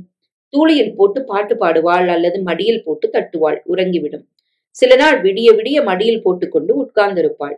எல்லா வேதனையுமாக சேர்ந்து அம்மாவின் உடலை பாதிக்க ஒரு நாள் தலை சுற்றி பாத்ரூமில் விழ பின்மண்டையில் அடிபட்டு இரத்த கசிவு ஏற்பட உடனடியாக ஆஸ்பத்திரியில் சேர்க்கப்பட்டாள். குழந்தையுடன் வந்தனா ஆஸ்பத்திரிக்கு வர சிஸ்டர் தடுத்து விட்டாள். இவ்வளவு பிஞ்சு குழந்தையோட இங்க வராதீங்க, அதுக்கு இன்ஃபெக்ஷன் ஆயிட்டா ஆபத்தாயிடும். குழந்தை வேறு யாரிடமும் இருக்காது. வேணுகோபால் அம்மாவை பார்த்து கொள்ள ஆள் போட்டார். பக்கத்தில் இருந்து தன்னை கவனிக்க யாருமில்லையே என்ற ஏக்கமும் அம்மாவிடம் சேர்ந்து கொண்டது. ஆபீஸ் வேலையும் குழந்தை காரணமாக கணிசமாக பாதிக்கப்பட்டது. ஒரு வார காலம் ஆஸ்பத்திரியில் அம்மா இருந்தாள். அன்று காலை முதல் மூச்சிரைப்பு அதிகமானது. எமர்ஜென்சி வார்டுக்கு மாற்றப்பட்டாள். விபரம் தொலைபேசி மூலம் வீட்டுக்கு வந்தது. தவித்தாள் வந்தனா. குழந்தைய விட்டுட்டு எப்படி சார் போவேன் நானு? ஆனா அவங்க உயிர் துடிப்புல இருக்காங்க. உன்னை பாக்குற ஆசை இருக்காதா வந்தனா? சரி, இதையும் எடுத்துட்டு போறேன். மருத்துவமனை வந்து விட்டால் குழந்தையை ஒரு சிஸ்டரிடம் தந்துவிட்டு உள்ளே ஓடினாள். அம்மாவுக்கு நினைவு இருந்தது. நீ வரமாட்டியோன்னு நினைச்சேன். இல்லம்மா, குழந்தை யார்கிட்ட இருக்கும்? களங்கமான அந்த சிசு என்னை விட உனக்கு வசதியா வந்தனா? வந்தனாவுக்கு எரிச்சல் வந்தது. ஆனால் அதை காட்டிக்கொள்ளும் நேரம் இதுவல்ல என்று பேசாமல் இருந்து விட்டாள். ஏற்கனவே நல்லா இருந்தவ இது பிறந்ததும் செத்தா. இப்ப நான் மரணப்படுக்கையில. அது துக்கிரி.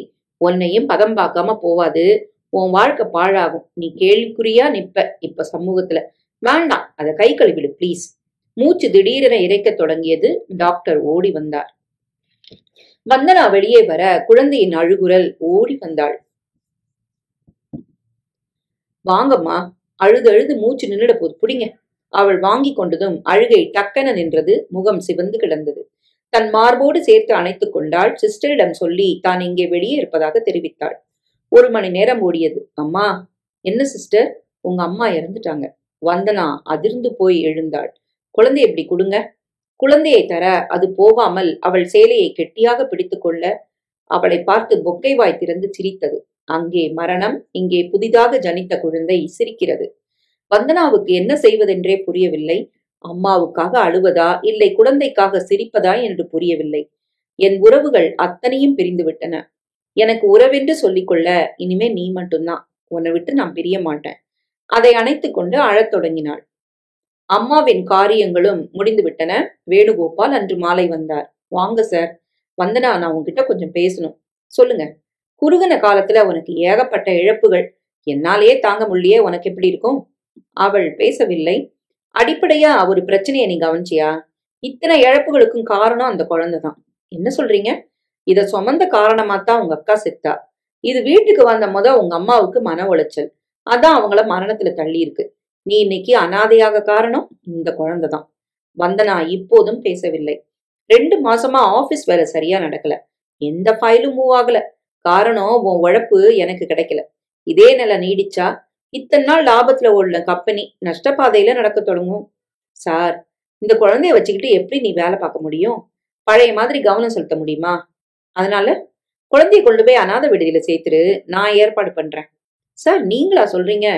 ஆமா வந்தனா, வாழ்க்கையை கொஞ்சம் யதார்த்தமா பார்க்கணும் இல்லையா? புரியல. இது வீட்டுல இருந்தா உன் கவனம் முழுக்க இதுலதான் இருக்கும். சரி சார், ஆளை போடுறது. ஒரு பொண்ணு வேலைக்கு சேர்ந்தா அவ பாத்துக்க மாட்டாளா? அதெல்லாம் சரிப்படுமா? சரிப்பட வைக்கணும். எந்த காரணத்தை கொண்டும் இது அநாத விடுதிக்கு போக கூடாது. நான் அதை அனுமதிக்க மாட்டேன். வேணுகோபாலுக்கு எரிச்சல் வந்தது. சரி வந்தனா, ஆனா அதிகபட்சம் இந்த வாரம் முடியத்தான் உனக்கு அவகாசம். அடுத்த வாரத்துல இருந்து நீ உத்தியோகத்துல முழு கவனம் செலுத்தணும். எனக்கு ஏன் வர்த்தகம், இன்னைக்கு மார்க்கெட்ல நான் புடிச்சு வச்ச முதலிடம் 2 முக்கியம். கௌரவத்துக்காக எதையும் இழக்க நான் தயங்க மாட்டேன். அவர் போய்விட்டார். வந்தனாவுக்கு முகத்தில் அடித்தார் போல் இருந்தது. வேணு இதுவரை இது போல பேசியதில்லை. ஆஸ்பத்திரி செலவு அது இதுன்னு பணத்தை வாரி எரிச்சவரு அவர்தான். ஆனா இந்த குழந்தைய ஏனோ அவருக்கும் பிடிக்கல. ஆரம்பத்துல அதிர்ஷ்டம்னு நினைச்சவரு போக போக பிரச்சனை உண்டாக அதை வெறுக்க தொடங்கிட்டாரு. தெரிஞ்சவங்க கிட்ட குழந்தை பராமரிப்புக்கு ஆள் வேணும்னு சொல்லி வைத்தார்கள். சரியாக அமையவில்லை. வந்த ஓரிருவரையும் வந்தனாவுக்கு பிடிக்கவில்லை. பத்திரிகையில் விளம்பரம் தர தீர்மானித்தார் வேணு. நேரடியாக தன் பங்களா முகவரி தந்து பத்திரிகையில் விளம்பரம் தந்து விட்டார். வாக்கின் இன்டர்வியூ போல குறிப்பிட்ட தேதியில் காலை 10 மணிக்கு பங்களாவுக்கு வர சொல்லி விளம்பரம். 9:15 இருந்தே பெண்கள் வரத் தொடங்கி விட்டார்கள். வேணுவின் அறையில் தான் குழந்தையோடு வந்தனா காத்திருந்தாள். எப்படி இன்டர்வியூ பண்ண போற? வர்றவங்கள முதல்ல மனசுக்கு பிடிக்கணும். நீங்களும் இங்கே இருங்க. வேணு வேடிக்கை பார்க்க அங்கே உட்கார்ந்தார். 7-8 பேரை வந்தனா கேள்வி மேல் கேள்விகளாக கேட்டு துளைத்து எடுத்து விட்டாள். அடுத்தது வழைக்கப்பட ராகினி நுழைந்தாள். வேணுகோபால், வந்தனா இருவருமே அதிர்ச்சியின் விளிம்புக்கே போனார்கள். ராகினி, நீயா? வேணுகோபால் கேட்டே விட்டார். நான் தான். என்னத்தான் நீங்க அடியோட மறந்தாச்சு, அங்க வரதே இல்ல, அதான் நான் தேடி வந்துட்டேன். நீ குழந்தைய பராமரிக்கிற உத்தியோகத்துக்கா? ஏன் கூடாது? இத்தனை நாள் கேவலமான வாழ்க்கை வாழ்ந்தாச்சு. எனக்கும் கல்யாணம் குழந்தைன்னு வாழ ஆசைதான். அதுக்கெல்லாம் கொடுத்து வைக்கல. இப்போ ஒரு குழந்தைய வளர்க்குற பொறுப்பையாவது ஏத்துக்கிட்டு என் பாவத்தை அதன் மூலம் கழுவலாமே. அவர் பேசவில்லை. அதுவும் உங்க குழந்தைய வளர்க்க நான் புண்ணியம் பண்ணிருக்கணுமே. வாய மூடு, இது என் குழந்தை இல்ல. அப்படி நீங்க வெளியே சொல்லிக்கலாம். ஆனா உங்களுக்கும் வந்தனாவுக்கும் பிறந்த குழந்தை இதுதான்னு எனக்கு தெரியாதா? என்னை ஏமாத்த முடியுமா? உங்க மன்மத லீலைகளை ஒரு காலத்துல மடியிலிருந்து அனுபவிச்சவன் நான் இல்லையா? இந்திரி, ஏன் இந்த நிமிஷம் நீ வெளியில போகணும்? ஒரு நிமிஷம் நீ இருந்தாலும் உன்னை கொல்லுவேன் நான். வேணுகோபால், ஏண்டி கூச்சல் போடுற? கண்ணிக்கொழியாத ஒரு பொண்ணை என்னோட சேர்த்து கலங்கப்படுத்தின உன் நாக்க அப்பவே நான் அறுத்து போட்டிருக்கணும். சார் நிறுத்துங்க. அவ சொல்லிட்டு போட்டோம். அது உண்மை இல்லைன்னு நம்ம 2 பேருக்கும் தெரியும் இல்லையா? உலகத்துக்கு எப்ப நான் பயந்திருக்கேன்? அப்படி பயந்தா இந்த குழந்தைய கங்காரு மாதிரி சுமந்துகிட்டு திரிவனா? விட்டு தள்ளுங்க. அடுத்த நபரை வர சொல்லுங்க. ராகினி நிமிர்ந்தாள். என்ன மன்னிச்சிரு வந்தனா. இவரோட பழைய வாழ்க்கைய மனசுல வச்சுக்கிட்டு தப்பு கணக்கு போட்டுட்டேன். என்ன வேண்டான்னு விரட்டிடாத. ஒரு காலத்துல என்ன தேடி நீ வந்தப்போ உன்னை ஆதரிச்சவனா. அதை நீ மறந்திருக்க மாட்டேன்னு நினைக்கிறேன். இப்ப நான் கேபரே ஆடல. கஸ்டமர்கள் யாரும் எனக்கு இல்ல. கஷ்டத்துல இருக்கேன்னா எனக்கு ஆதரவு கொடு வந்தனா. நீ ஒரு நிமிஷம் வெளியில இரு ராகினி. ராகினி வெளியே வர, சார், ராகினிய வேலைக்கு சேர்த்துக்கலாம். எதுக்கு வந்தனா? அவ விஷம். மோசமான வாழ்க்கை வாழ்ந்தவா. உங்கள மாதிரி ஆண்கள் தானே சார் அவளை அது மாதிரி ஆக்குனது. காமவெறி ஆண்களுக்கு இல்லைன்னா இந்த பூமியில விலை மாதிரிகளே இல்லையே சார். வந்தனா, உங்களுக்கு ஒரு காலத்துல அவ சுகம் தந்தவா. உங்களை பாதம் மாற்றி அவ பிளப்பில மண் போட்டவ நான். எனக்கு உங்களை காட்டினவளே இவதான். 2 பேரும் ஏதோ ஒரு வகையில அவளுக்கு கடன் பட்டிருக்கிறோம். இந்த குழந்தை மூலம் அதை தீர்த்துக்கலாமே சார். வேணு யோசித்தா சற்று நேரம். சரி வந்தனா, உனக்காக இதுக்கு நான் சம்மதிக்கிறேன். அவளை உள்ள வர சொல்லு. ராகினி வந்தாள். உன்னை வேலைக்கு சேர்த்தாச்சு ராகினி. தேங்க்யூ. நீ என்னோட அவுட் ஹவுஸ்ல என்னோடயே தங்கிக்கலாம். 24 மணி நேரமும் குழந்தையோட சிந்தனை தான் உனக்கு இருக்கணும். சம்மதமா? சரி வந்தனா. ராகினி, ஒரு நிமிஷம் அழைத்தார் வேணுகோபால். சொல்லுங்க. பழைய உறவை மனசுல வச்சுக்கிட்டு எதையும் புதுப்பிக்க நீ முயற்சி செய்ய வேண்டாம். அவுட் ஹவுஸ் தாண்டி பங்களா பக்கம் நீ வரக்கூடாது. உன்னை நான் நியமிச்சது இந்த குழந்தைக்காக மட்டும்தான். புரியுதா? சரி, அழைச்சிட்டு போ வந்தனா. மத்தவங்களை அனுப்பிடு. சம்பளம் எல்லாம் பிக்ஸ் பண்ணிடு. ஓகே? எழுந்து போய்விட்டார். வா ராகினி. குழந்தைய குழு வந்தனா. குழந்தை கை மாறியது. ஆச்சரியம். அழுகை இல்லை. ராகினியை மெல்ல தொட்டு பார்த்தது. அவளை பார்த்து கன்னம் குழிய சிரித்தது. பாத்தியா வந்தனா, என்ன ரொம்ப பிடிச்சிருக்கு இந்த குழந்தைக்கு. ஏன் அதிர்ஷ்டம். அவுட் ஹவுஸ் திறந்து வந்தனா உள்ளே வர அது பிரம்மாண்டமாக இருந்தது. அம்மா வெளியில போயிருக்காங்களா? இல்ல, உலகத்தை விட்டே போயாச்சு. உன் அக்கா? அவளும் இப்ப உயிரோட இல்ல. அவ பெத்த குழந்தைதான் இது. என்கிட்ட தந்துட்டு அவ போய் சேர்ந்துட்டா. ராகினி வேதனையுடன் பார்த்தாள். நீங்க தனியாவா இருக்க? ஏன், என் குழந்தை இல்லையா? இனிமே எனக்கு தனிமையே இல்ல. நான் கேட்டா நீ கோபப்பட மாட்டிய வந்தனா. கேளு ராகினி.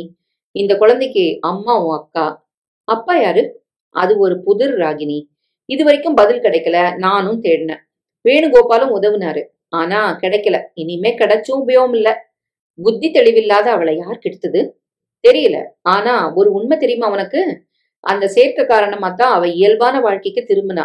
ஆனா பிரசவத்துல போயிருவான்னு நான் எதிர்பார்க்கல. அதிர்ச்சியில அம்மா போயிட்டாங்களாக்கும். ஆமா, வேதனை தான். இங்க ஒரு சமையல்காரர் இருந்தாரே, சங்கரலிங்கம்னு. அம்மா சமையல் பொறுப்பை ஏத்துக்கிட்ட பின்னால அவரை அனுப்பிட்டாங்க. மறுபடியும் அவர் வருவாரா? இப்ப யாரும் சரியா இல்ல. நான் வர சொல்றேன். எனக்கு தெரியும் அவரை. செய் ராகினி. நீ வந்தது எனக்கு யான பலம். பல பொறுப்புகளை உன்கிட்ட ஒப்படைச்சிட்டு நான் ஆபீஸ் வேலையை கவனிக்கலாம் நிம்மதியா. உனக்காக வீட்டுல ஆபீஸா? உன் மேல பக்தி கலந்த மரியாதை வேணுகோபாலுக்கு. ஆனா என்னத்தான் வெறுத்துட்டாரு. கார் புறப்பட்டு போகும் சப்தம் கேட்டது. தொலைபேசி அழைக்க கார்ட்லெஸை எடுத்தாள் வந்தனா. வேணுகோபால் இருக்காரா? இப்பதான் வெளியே போனார். நீங்க யாரு? வந்தனா பேசுறியாம்மா? ஆமா. நீங்க யாருன்னு தெரியல. டாக்டர்மா, சைக்கியாட்ரிஸ்ட். டெல்லில இருந்து நேத்து தான் வந்தேன். நினைவு இருக்கா? நிச்சயமா டாக்டர். உங்களை மறக்க முடியுமா? ஆமா. கீர்த்தனா எப்படி இருக்கா? குழந்தை பிறந்திருக்குமே. என்ன குழந்தை? பெண் குழந்தை. ஆனா அவதான் உயிரோட இல்ல டாக்டர். என்னது? என்ன சொல்ற நீ? பிரசவம் ரொம்ப சிக்கலாகி அவளை காப்பாத்த முடியல டாக்டர். எங்களை விட்டு போயிட்டா. தன்னை கெடுத்தவன் யாருன்னு அவளுக்கு தெரியும்.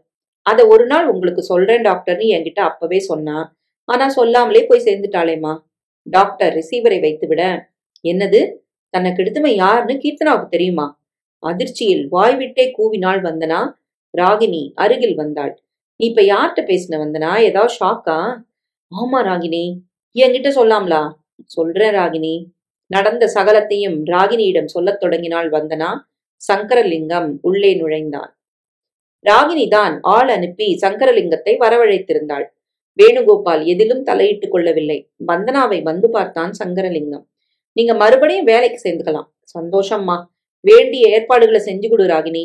போய்விட்டாள் வந்தனா. சங்கரலிங்கம் ராகினியிடம் வந்தான். பாத்தியா, இப்ப நான் வேண்டி இருக்கு. இவளோட அம்மா உயிரோட இருந்த காலத்துல என்னை தொட்டி விட்டா. சரி விடு சங்கரா, உன்கிட்ட முக்கியமான ஒரு விஷயம் நான் கேட்கணும், கேளு.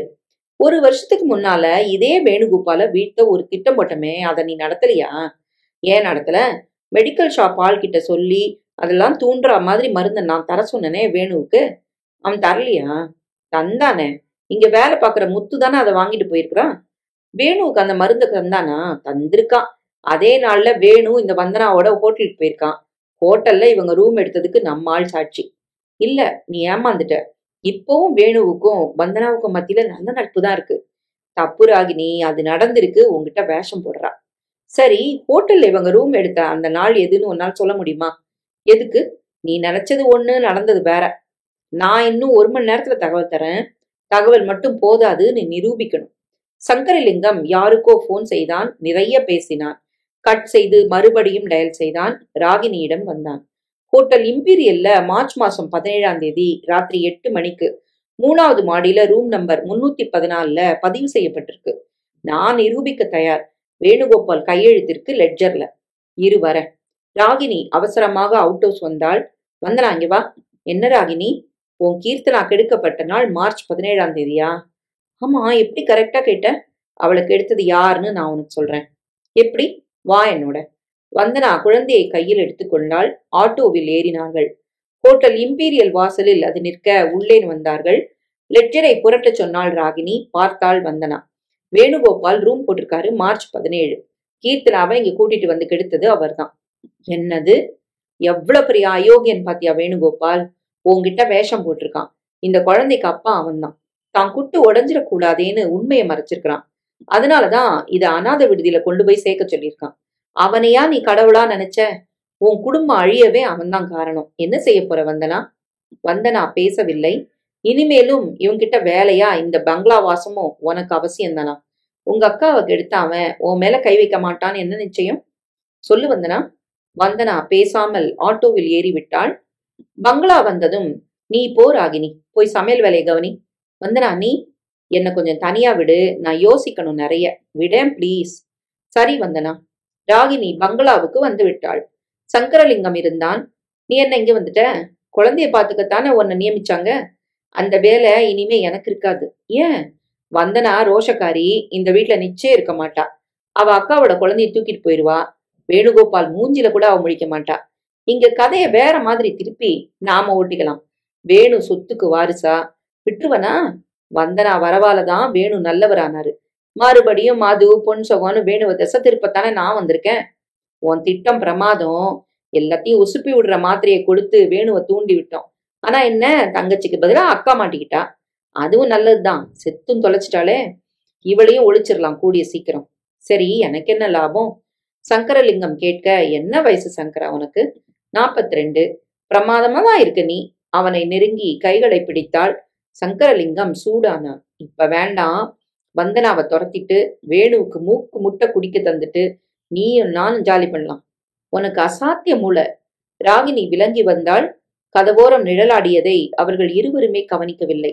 ராகினி அவுட் ஹவுஸ் வந்து விட்டாள். குழந்தை தூளியில் உறங்கிக் கொண்டிருந்தது. சாத்தப்பட்ட அறைக்குள் கம்ப்யூட்டரின் மின்னணு ஓசை கேட்டது. ராகினி போய் படுத்து விட்டாள். இரவு சாப்பாடு முடிந்ததும் குழந்தை அழத் தொடங்க ராகினி எழுந்து எடுத்தாள். நீ போ ராகினி, ராத்திரி யார்கிட்டயும் வராது இந்த குழந்தை. நான் தூங்க பண்ணிக்கிறேன். அப்புறம் இது தொடர்பா வேணுவ நீ கேள்வி கேட்கலையா? நாளைக்கு நல்ல நாள். அதனால காலையில 8 மணிக்கு பங்களால வீச போற புயல நீயும் பார்க்கத்தானே போற? புரியல. நீ போய் படு, நாளைக்கு எல்லாம் புரியும். ராகினி வெகுநேரம் உறங்கவில்லை. உறக்கம் வந்து விழித்த போது காலை 7 மணி. ஓ, வெகு நேரம் உறங்கிவிட்டேன். அவசரமாக எழுந்து குளித்தாள். உள்ளே வந்து பார்க்க வந்தனா இல்லை. ஆபீஸ் அறைக்குள் நுழைந்தாள். அங்கும் இல்லை. தூளியில் குழந்தையும் இல்லை. வீடு முழுக்க பார்த்து விட்டாள். பங்களாவுக்கு வந்தாளா? அவசரமாக பங்களாவுக்குள் நுழைந்தாள். சங்கரா, வந்தனா வந்தாளா? இல்லையே. வேணு இருக்கிறாரா? காலையில 9 மணிக்கு முன்னால எழுப்பாதன்னு உத்தரவு போட்டுட்டு போயிட்டாரு. எங்க போனா வந்தனா? சொல்லாம கொள்ளாம குழந்தையோட வீட்டு விட்டு போயிட்டாளா? மேலும் 1 மணி நேரம் ஓடியது. 8:15க்கு வாசலில் கார் வந்து நின்றது. அங்கே பார்த்த ராகினிக்கும் சங்கரலிங்கத்துக்கும் மயக்கமே வந்துவிட்டது. மாலையும் கழுத்துமாக இறங்கினார்கள் வேணுகோபாலும் வந்தனாவும். வந்தனா கையில் குழந்தை, மார்பில் புது மஞ்சள் கயிறு. வலது காலை எடுத்து வச்சு வா வந்தனா. வேணுகோபால் சொல்ல உள்ளே நுழைந்தாள் வந்தனா. வேணு ராகினியின் அருகில் வந்தார். என்ன ராகினி, நீ இன்னும் உயிரோட தான் இருக்கியா? இந்த நேரம் கருகி செத்திருக்கணுமே நீ.